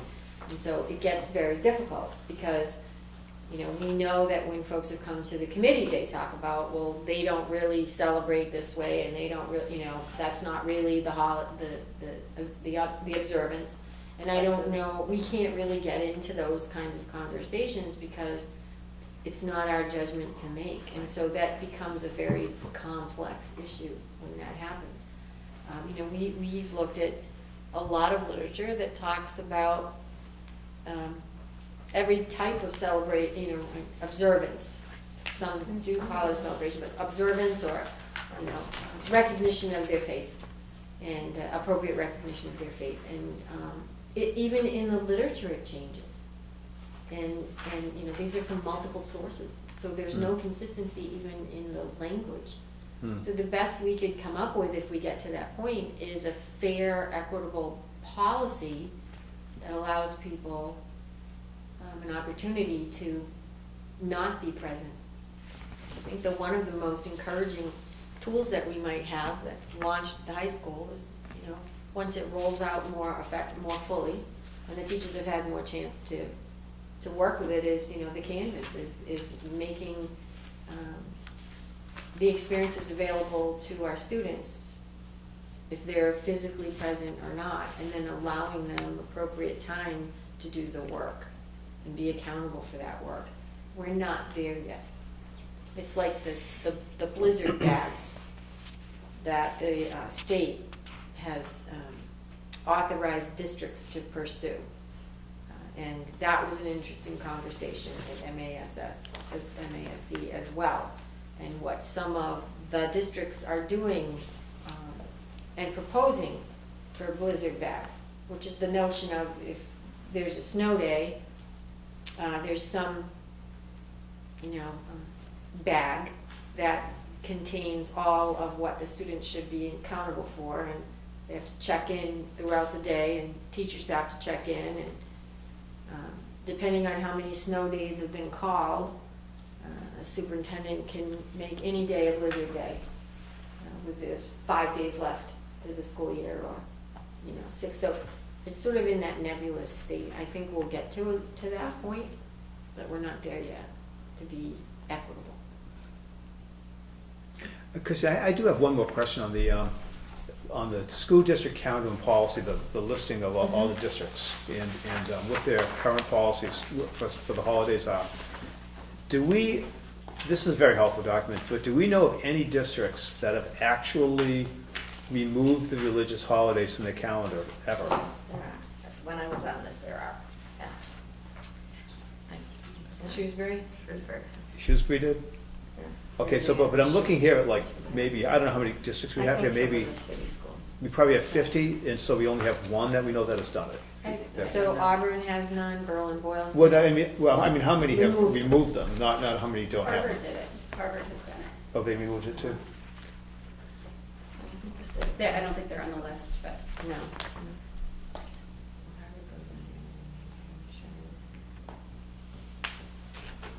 So, this is a great discussion because it's helpful to get input from the committee to continue to do some work. So that's a great question, and we could probably, without a phone call, determine if that were the case, because you can look at historical calendars in some of the websites, which is how we pull the data. And so when you look at the number of districts, clearly Auburn did something because they reduced the February vacation, so. Interesting. So when you look at the number of districts that do not have any religious holidays, 1, 2, 3, 4, 5, 6, 7, 8, 9, 10, 11, 12, 13 out of 40. So what we could do is just really dig a little deeper into those 13 and have that available to us. And maybe do a little work in terms of the conversations that took place there and the rationale. I'm sure it's on the web. Google history. So that's great. Appreciate the input. I think it's interesting, of the 13 that don't have Good Friday off, all of those also don't observe the Jewish holidays, which, Right. to me, I thought the Jewish people made an excellent case that they're very serious, holy holidays, and you're supposed to be in temple, and, you can't be working, all things like that. Good Friday's not like that. I mean, you don't even have to go to church. So I don't see the rationale for having Good Friday off at all. I mean, there is an observance at 3 o'clock, school's out by then. It's supposed to be 12 to 3. Well, that's true. But, the half day, Yeah, no, my mom. you could make an argument for half day, but. Right. So I don't know if we'd consider that, but. That did come up last year. Probably for me. And the general, I thought, my recollection is the general consensus was if we kept one, keep the other. And, I suppose this might be the easiest way to, deal with the whole situation and do what Dudley Troughton did, which is, that's it, those are our PD days. And if teachers needed to take a day off as an observance, then they would take the day off as an observance, but students would not miss their work assignments. That's sort of not dealing with the issue, but, it's Speaks to a the survey data of complexity the of it. staff. Yeah, absolutely. What's that? Speaks to the survey data of the Yeah. staff. I just want to add to, that I totally get, Kathleen, what you're saying, and I agree with that too. I feel that this is not the time to do it, especially sort of given the national events and everything for the last year, and, to just make that change right now, but I absolutely get it. And I have actually looked at some of the policies of other districts that have sort of faith-neutral calendars, and I can see the benefit of that, absolutely. Has a nice write-up about it.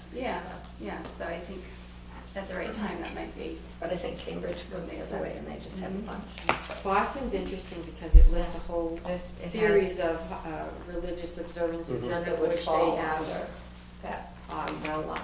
You could. Yeah.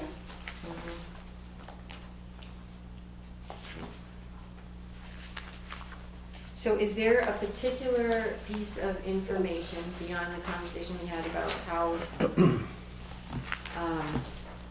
recently did the two no's, Good Fridays and religious observance, Jewish observance appear in their calendar as days in session?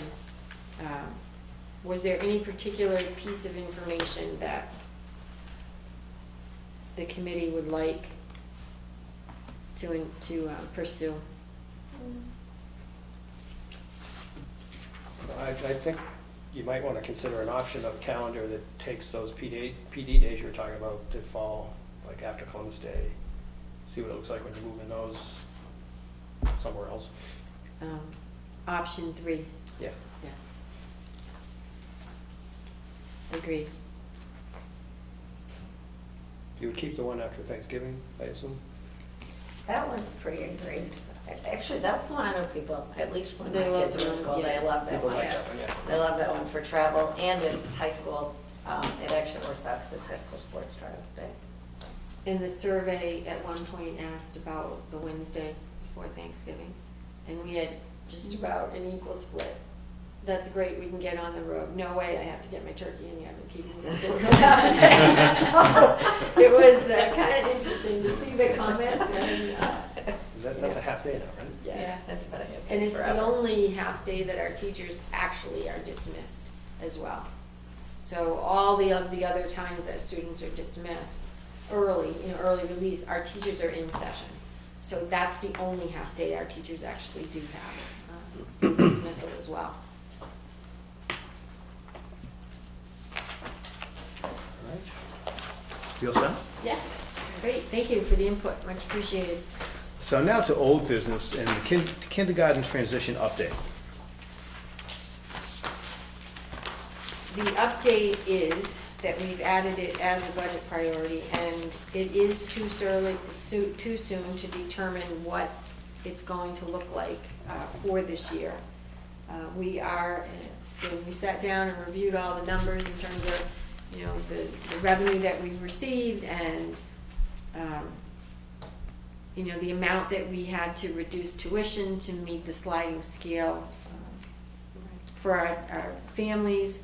And at this point, we are pretty much on target in terms of our projections. Again, 68% on budget as we projected. We're not sitting on a huge balance in our revolving account. So it isn't as if we did not return a lot of revenues, which was good to see. We were tracking that very closely because I think that would have been an issue. Why didn't we reduce, further? And so we are just going to keep tracking this until we're at the point where we need to make some budget discussions and decisions around the budget next year.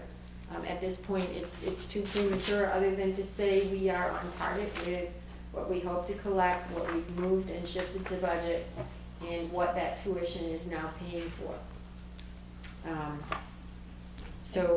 Again, we've got an analysis here, and it's pretty detailed, and this is something that we'll be able to use as concrete data when we have those budget discussions.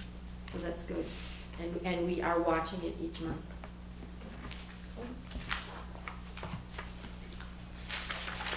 Next item is K-8 World Language Curriculum. Great progress in 1 month. Kathleen has graciously agreed to chair our World Language Study Group. As noted in my summary, we do have a composition that we are proposing for the study group, and we're going to move ahead after tonight's meeting. We've had conversations with some Northborough folks and also at the region, because this is a great opportunity to again come together as one community of learners. Was Northborough interested? Yes. Had it been brought up separately, or was it just sort of piggyback on mine? Because we had brought it up. Yeah. It's a little of both. I mean, it's come up from time to time, particularly at the middle school levels, with respect to just the content and what's taught at each grade level and the transition to high school. It's always an ongoing conversation with high school. So it's a good time for us to come together, and we haven't had the study in this content area for some time. So, But does it have to be a joint decision? No. Okay, that's what I want to make sure. the purpose I was is- wondering this, yeah. No. Yeah, if we have the budget or want to pursue it, and Northborough doesn't have the budget or doesn't want to Right, pursue no. it, we could still do this. Absolutely. But So- then I'm okay with it. So it's about research, it's about finding and presenting some recommendations based on that research, based on practices that are in neighboring communities, and to really just dig a little bit more deeply into the area of world language. It will probably form, as most of our committees do, for the year. And over the summer if necessary to continue our work, but, you know, again, that's the will of the study group. We're very excited. This is actually, I think, the first time in some time that one of our administrators is actually chairing a study group, so we're really excited about that. They're always involved in the process, but this is a sort of a great opportunity for this to roll out in a very different way. So we're going to have a K-5 teacher from each district and have some K-5 input. A teacher or curriculum leader of world language from each of our middle schools. A world language department chairperson from Algonquin or designee at that level. We'd like to ask a parent from each district, no specific grade span, and again, you know, we'll be putting this out as an opportunity for parents shortly. We'll have an administrator from each district, a school committee liaison. I think we already have our Southborough liaison. I'm happy to do it. And we have not brought this to the other two committees yet. Wanted to bring this back here where the idea began and was planted the seeds for discussion.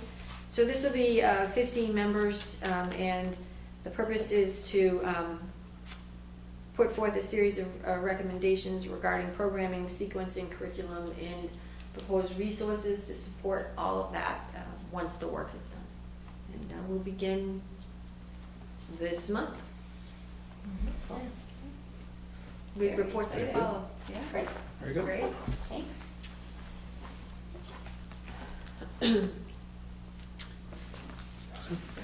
Okay, so we've already covered the Municipal Technology Committee, so we'll move to the Public Safety Building update. And I have one. I spoke with Mr. Purple today and yesterday, and we do have a scope of work. Where we are right now is the transportation study has not taken place as of yet. They're still working on that. The design work is still underway, and we've been able to piggyback for what one might consider a nominal fee to have our design work underway by using the same design, an architect firm. And the charge of that will be to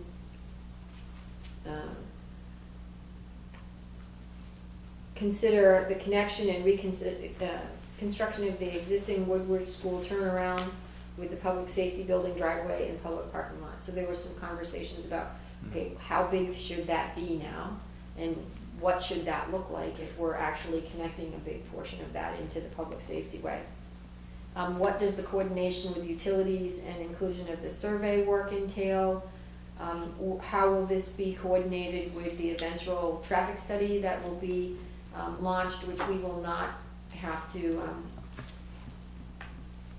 add funding for? We're just going to be part of that, and that they mentioned that the night that we were there with the public safety building, that we would just piggyback on their study. It will look at the civil and landscape design services to determine some options for design.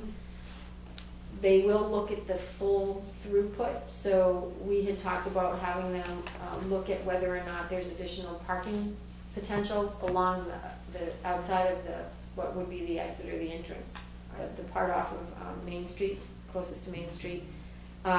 Look at the inclusion of the design with permitting documents for the Main Street project, because that might, there might be some considerations there. If we remember, Karen Galligan, DPW superintendent, reported to the committee this time last year that there might be some consideration for a sidewalk addition to the Main Street project to be added to Woodward. And so I think that's going to be part of this whole design and construction to again capitalize on that possibility as well. To look at the inclusion of the work on the bid documents, depending on what alternative the committee selects or what is proposed by the designer for us. And then the construction administration services in conjunction with the main project.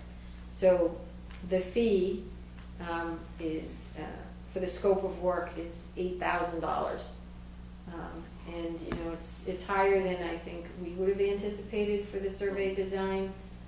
We've gone back and forth with Mr. Purple. He has gone back with the designer, and this is a not to exceed figure. Mhm. So they don't know, you know, what they're gonna find as they move through this process, and certainly what's going to transpire with the two projects that are taking place on, you know, the bookends of the Woodward School. So, Mhm.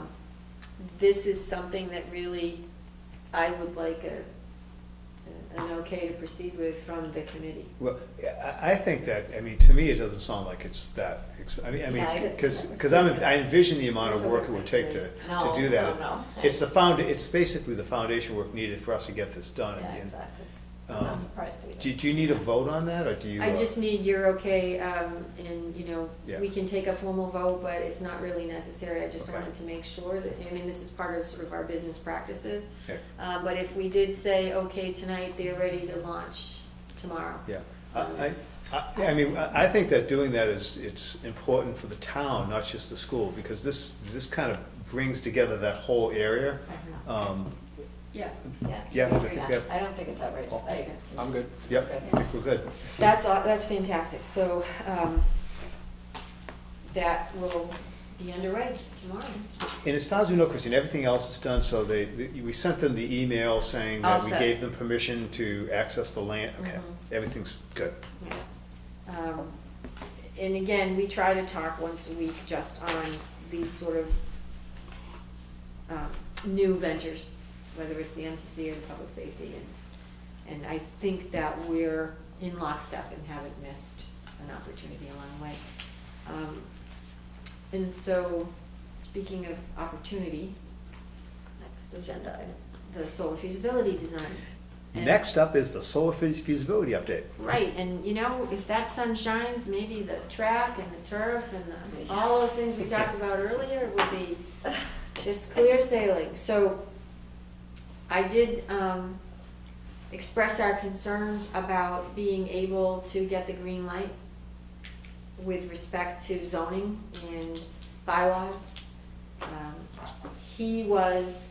Mark was going to reach out to Aldo. They had a brief conversation today, the town's council. He also was going to reach out to his planning board and assessors to make sure his initial reaction, but not well vetted through council at this point, was that he did not see that there was going to be a conflict.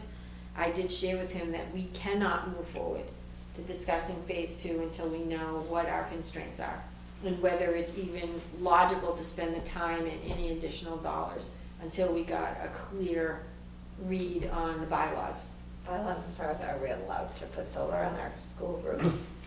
No, the canopies, Canopies. ground Oh. installed, or whatever they call Are we, I thought we were to this, I didn't know we were gonna do that. The tying bond came back with I missed that.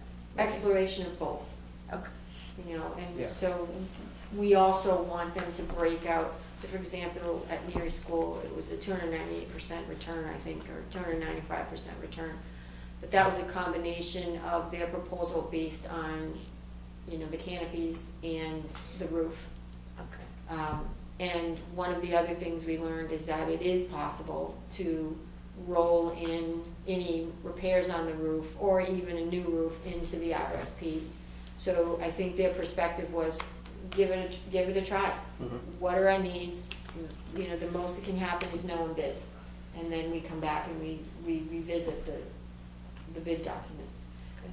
So where we are right now is in Southborough, waiting for clearance based on bylaw language to continue to explore both.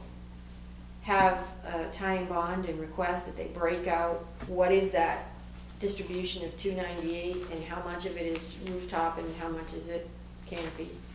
And then, you know, select the sites Did they that we figure want out to which, continue. are all our schools potential for No, solar? I actually, missed that meeting, I'm sorry, you can it. give Take me. it, all the Woodward. yeah. And Oh, Trottier is okay. mostly canopy, Yeah, right? I think Neary was more from canopy than from rooftop. Right. Um, So there's that combination. Finn? Anything was about 50/50, Yeah. roughly. Can I ask you a question on the We canopy have though? the documents that, Yeah. I'd be happy to send them out to all the committee members. It's the summary of their report, which I do have actually here, which. You can do it later, don't worry about it. It's in one of these files there. Here it is, right here. So if we just look at Southborough, Woodward was mostly canopy, Neary was a combination of rooftop and canopy, Finn was rooftop and canopy, and Trottier was canopy. Oh, Okay. That's how they broke it out, as most preferential. And the canopy's over the parking lots, right? Yes. So how would they would have to have posts or something, right? So how would that impact snow plowing and stuff? Have we thought about that, or? John Kirk. We have. Okay, you know something, this isn't the right, okay. Yeah, this isn't. Thank you, this isn't the place, but Okay. I'm curious, so I'll have to ask you later, so. Yeah, and you know, the diagrams that they did present to us are pretty cool, because what they do is show, you know, the schools, and then the area that's sort of pink lined is something they consider to be right for one or the other. And, you know, if you look at some of the drawings, you'll see that this would be for canopy, because it's the parking lot, and this would be for canopy. There isn't any over the roof, and this is Woodward because of the slant and, right. Because they're So, both flat roofs. Yeah, it was pretty amazing, and so, I'm trying to, here's Neary, and I don't know if you can see this, let's show the viewing audience later, but, all of this would be canopy, and then the roof is also, ripe for solar. So, you know, what does that look like in terms of distribution? So it's been an interesting, Yeah. and this is Trottier. So this would all be Oh, canopy, again, Trottier has parking, pictures. I forgot parking, about that. and then We should small. remember that for when it crashed in. Very small areas of Yeah. the roof, mostly, Hmm. you know, just a Forget straight it. run of canopy over the parking. Hmm. See, we didn't design it. It looked nicer. Yeah, so, great work by the study group, the Yeah. working group, the solar group. Paul is a member, Roger is on as well, and, we have a mission, we have an agenda going forward. We just need to get other people to help out with fulfilling our agenda. So more to follow, probably next month.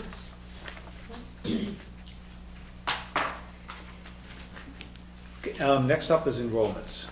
The enrollments are in your packet, no significant change. I think you might have observed a slight spike of 7 students, and that was really at the preschool level. It wasn't, you know, Good question, why Okay, the, just in general, I think it's been Mhm. that way since the beginning of the year, that preschool is so much higher than estimates. But just, they showed up. they showed up. Okay.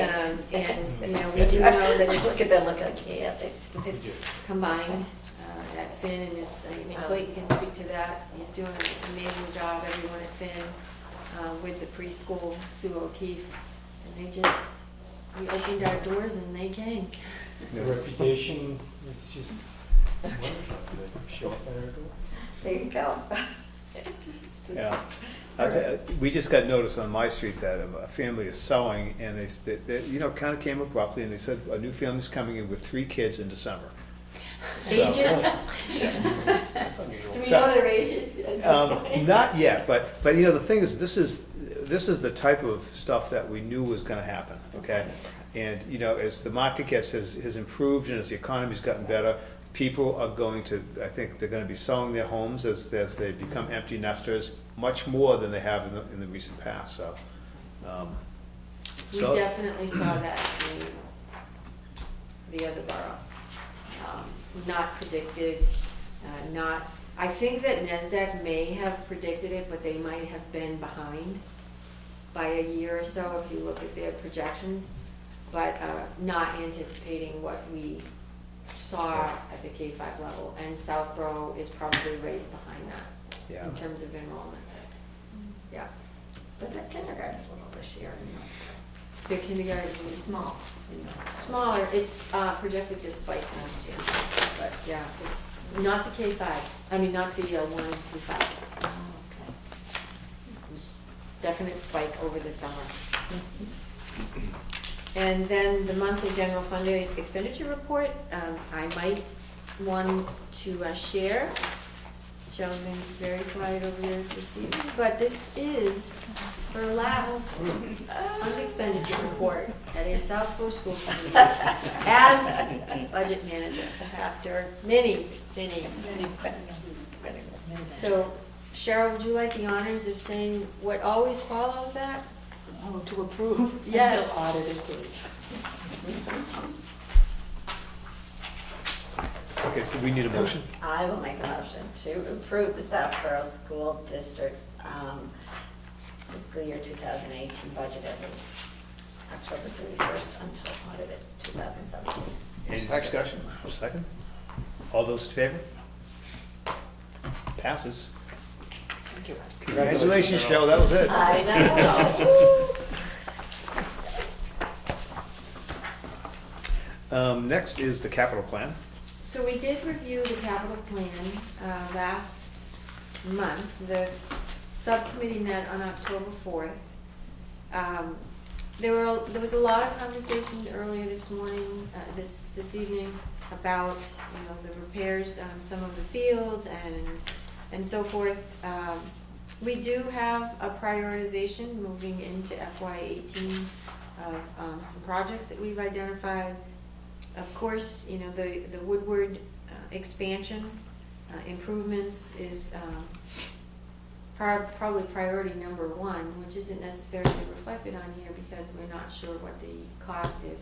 I just sort of circled back with the conversations we had with the town, and again saying things like, so we're not anticipating this to exceed $100,000, right? And what if it does? And so those kinds of exploratory questions, and the answers are fairly consistent. But again, if it does, then the town will look at some ways to support us. So, we could vote this tonight and appreciate that we may want to amend it, or at least update it as we get additional information about that Woodward project. We do have on here 418 and 19 is the upgrade of our phone systems for our schools. It's been something that we've talked about. It is a concern. It's a communication concern, but it's a safety concern. So, we've got the Woodward School and really the phone system at Trottier. So we're looking at being able to do that in 2 fiscal years. And I do have a question. All the phone is sort of stuck in fiscal year 19. Do we have to do it? That's because it's all at once. It's Correct. half in 18 and half in 19. So we're hoping at Trottier, at Woodward. Am I missing that? Yeah, it No, all that's goes- the driveway. I'm sorry. It's right. It's all in 19, but But we're pulling it. we're thinking of Mhm. pulling it in if we can and get it started. That's Yes, what I thought. and we did that for all of our schools. I think we looked at replacement and upgrades at Finn, and that's also in 19. And we sort of distributed those dollars, but if the funds become available, we'll certainly pull that in. Do it earlier if we Mhm. can. Absolutely. So it's the committee's option, decision if they want to vote tonight with the notion that this might be updated as we move on. So I'm thinking there are always pluses and minuses. I mean, the plus to voting it tonight is we do know that there are other things coming up, but we can say that we've approved a capital plan, Yes. which we've always spent a lot of time on this year. Right, right. So I would suggest that we go ahead and vote. Thank you. Okay with that. Speed hump is in there, so I'm definitely Exactly, in for 2 of them, 2 of them. Paul and I, we got her. Yes, and Clayton and I had a speed hump conversation as well. One of our after-school, yes. Just want to save tires in the town of We're Southborough. talking about fixing the speed bump between Erie and Trottier. Trottier. Yes, Yeah. Trottier, smoothing that. Yes. And then adding a few Parents will humps. be happy. They will be thankful. Oh, yeah. Yeah, I'm all for that. No more airborne. Anything for less front-end alignments. I know, going like 5 miles an hour. It's interesting, though, there's a gentleman that waits for his son his daughter to finish soccer. I didn't see him with daylight saving. And he walks his dog. Well, his daughter's playing soccer. And we had quite a excuse me, lengthy conversation about humps and bumps the other evening. And he's very much looking forward to humps in the near parking lot. As opposed to bumps. As he tries to navigate the cars that are coming in and out, watching his daughter and walking the dog at the same time. So, and I think Clayton expressed that concern with the parent pickup and so forth. So we might be able to get a quantity discount on humps if we do that. Thank you. All right, well, I'll move that we go to accept the Southborough Public Schools 2018 through 2023 Facilities Capital Plan. Second? Sure. All in favor? Motion passes. Thank you.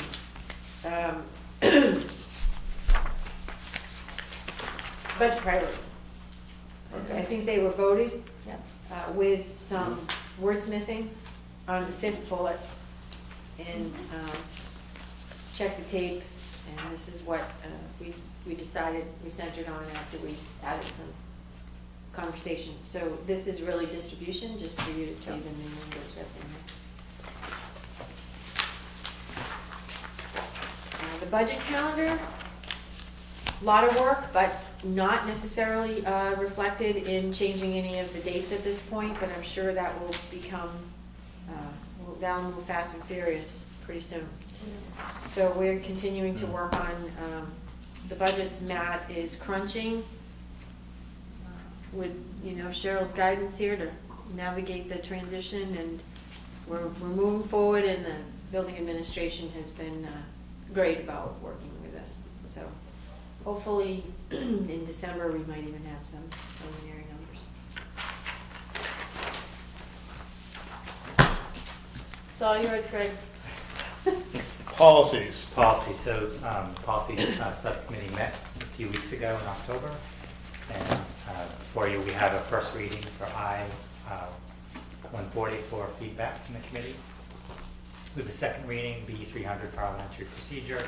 Then we have several policies with a recommendation. So the first policy, curriculum I-140. And it's a first read, so feedback and input is welcome. Yeah, I think I stepped back on this one to say that when we met, when we looked at this, we talked about it, and we asked for the staff to come back to us and tell us what they thought this policy should look like.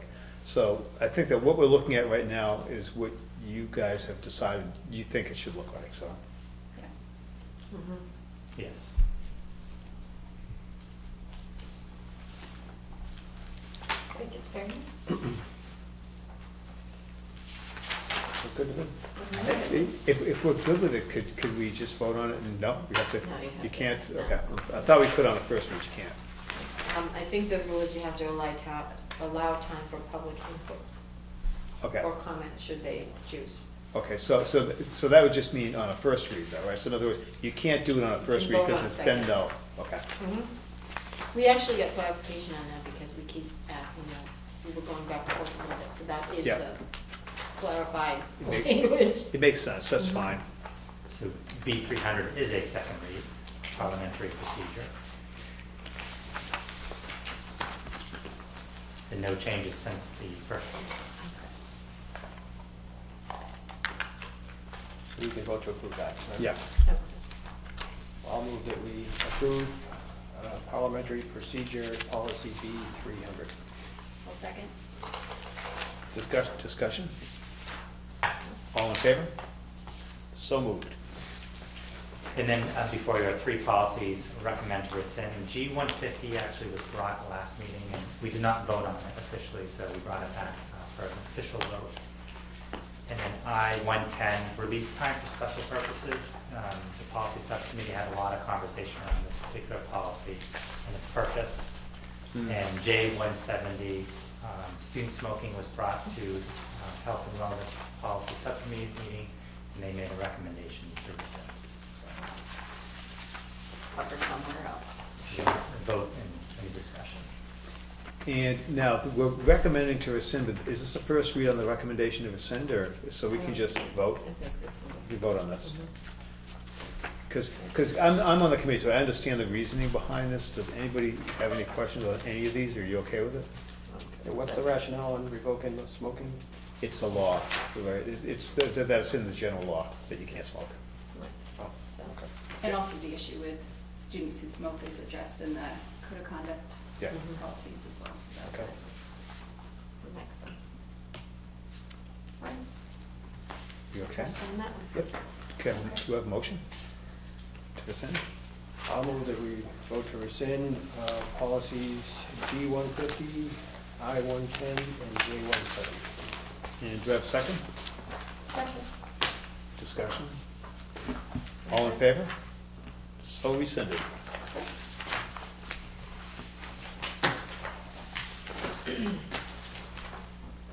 And personnel items. Personnel report is in the folder, in the packet.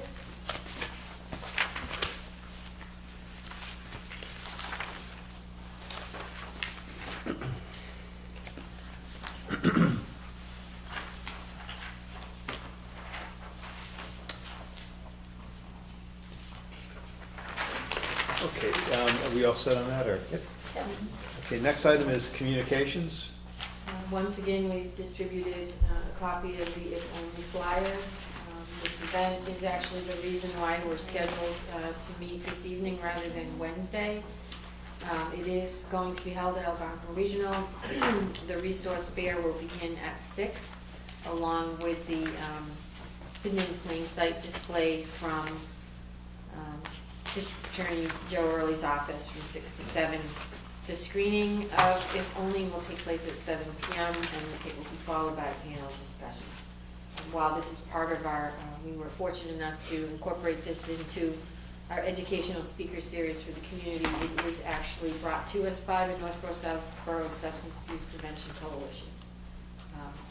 We have previewed this with our administrative team, and they then with their staff. We also had a preview showing on a Wednesday morning and a Thursday evening with parents who are members of either SOS, PTO, or APTO. And many of our administrators attended as well. We wanted to sort of get a firsthand experience in terms of the questions that parents may have had, concerns they may have had. And those questions then were shared with the coalition, and these are the questions that will be presented to the panel. So I would say we had 32 folks on Wednesday morning, and on Thursday we probably had 10 or so. And Keith and Gary both attended, and former Southborough School Committee member Kenny Lutchko attended as well. So we had a lot of good information and input from folks. Was there good feedback?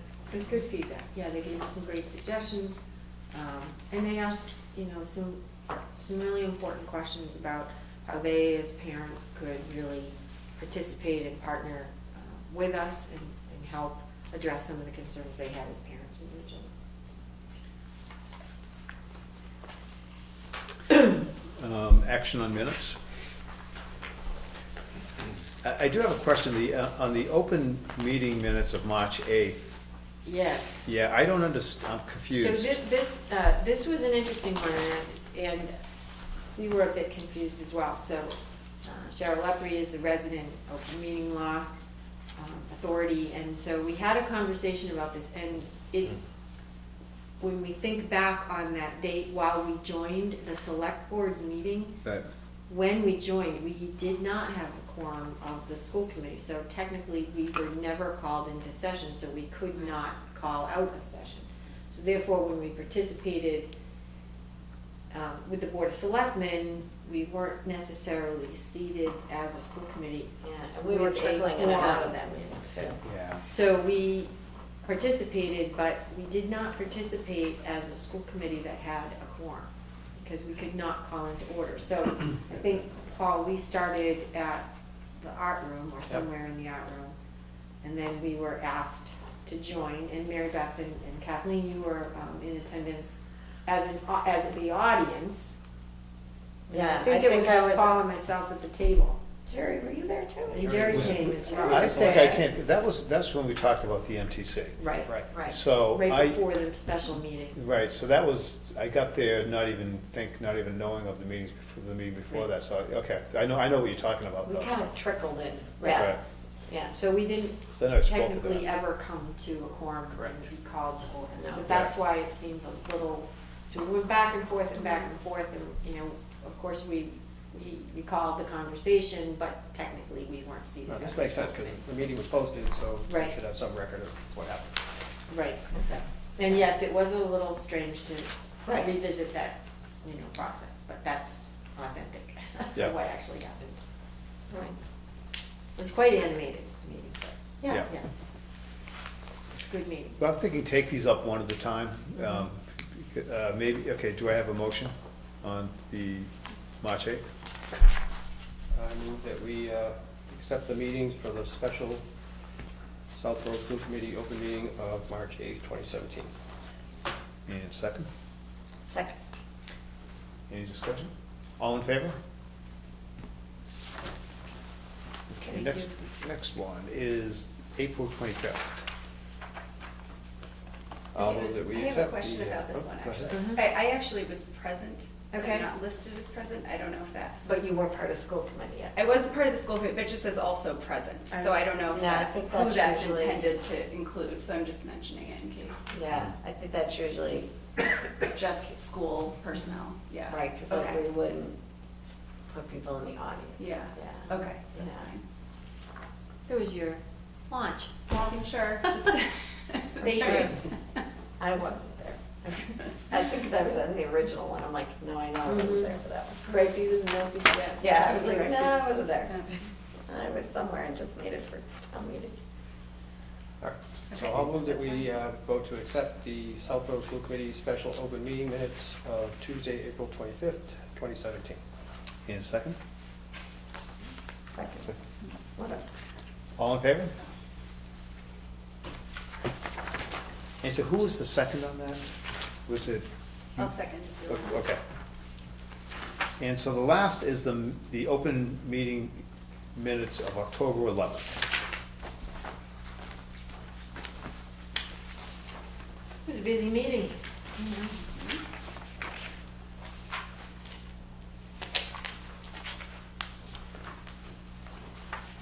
Can I make a motion, we can always Yep. discuss later?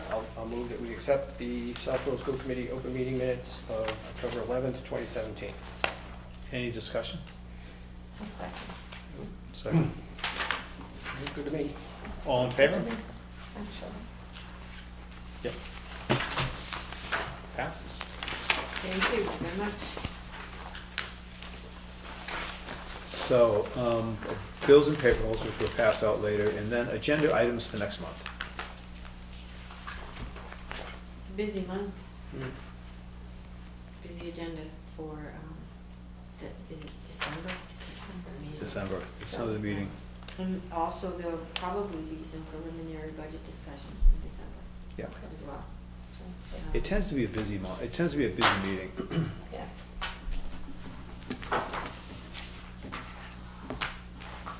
And we'll have the NESDEC enrollment projections hopefully, but I think we're pretty, They just came in. oh, very good. So definitely, but again, they came in without the summary report, so we've had to call them and say, can we have the summary report, which we know is sort of a little creative writing, Right, but, it's good reading. yeah, it's good reading. Put Take you it to sleep. apart, Jerry. Just in case, if you have insomnia or something, always just, Okay, then we have the, of course, the approval of the Stone Environmental and DC trips. And which is they're important. leaving, the DC trip is Oh, yeah. on its way this week, Wednesday. Wow. So, like he said, the response was phenomenal. It's almost, 95% of the students, I think, will be attending the trip, and everyone's excited, and bags are packed, and they're ready to go. Celebrate all there is to see in Washington DC, and appreciate everything, so, yeah. Very good. And last on the agenda is audience sharing. How about anybody at the table want to share? I guess we're. I would like to, well, can I Yeah. just say, as Yes. as the elder, I guess, of the Southborough School Committee, I would just like to give our thanks and congratulations to Cheryl for her many years of service and putting up with the ups and downs and craziness and deadlines over the years. It is a retirement well-deserved, and the grandchildren will be happy about it, as you will be, and your husband. So, good luck. You totally deserved a wonderful retirement, and we appreciate all you've done over the years. So, thank you. Yep, absolutely, Cheryl. Thank you very much for everything that you've done. And, you know, the 5 years that I've been here, you've been very, very helpful, so it's very much appreciated. I'll echo all of that. It's gonna be nice to dream and not budget numbers, I know, I wonder right? how long And, that'll take. you might Yeah, well, actually we're get- green. you're Yeah. gonna see Don't yellow say for that. 5 minutes. Don't say that. You'll get it It won't be nice. 5 minutes either, but Yeah. hopefully I can use as Greg is You saying. become a budget consultant. Mm-hmm. And, you know, on behalf of everyone at the district, we want to extend to Cheryl our best wishes, and big void. And, we've had a time to transition, and I'm not sure there's ever enough time for Cheryl to share everything that she, you know, knows about our district and the way that she's masterfully handled and managed to present the budgets in 3 different districts for those numbers of years. So she will definitely be missed, and there'll be a lot of thank you very much, Cheryl Lebeck, in the next couple of weeks, because certainly we've definitely heard that from our staff and our administrators. Thank you. So I'd be.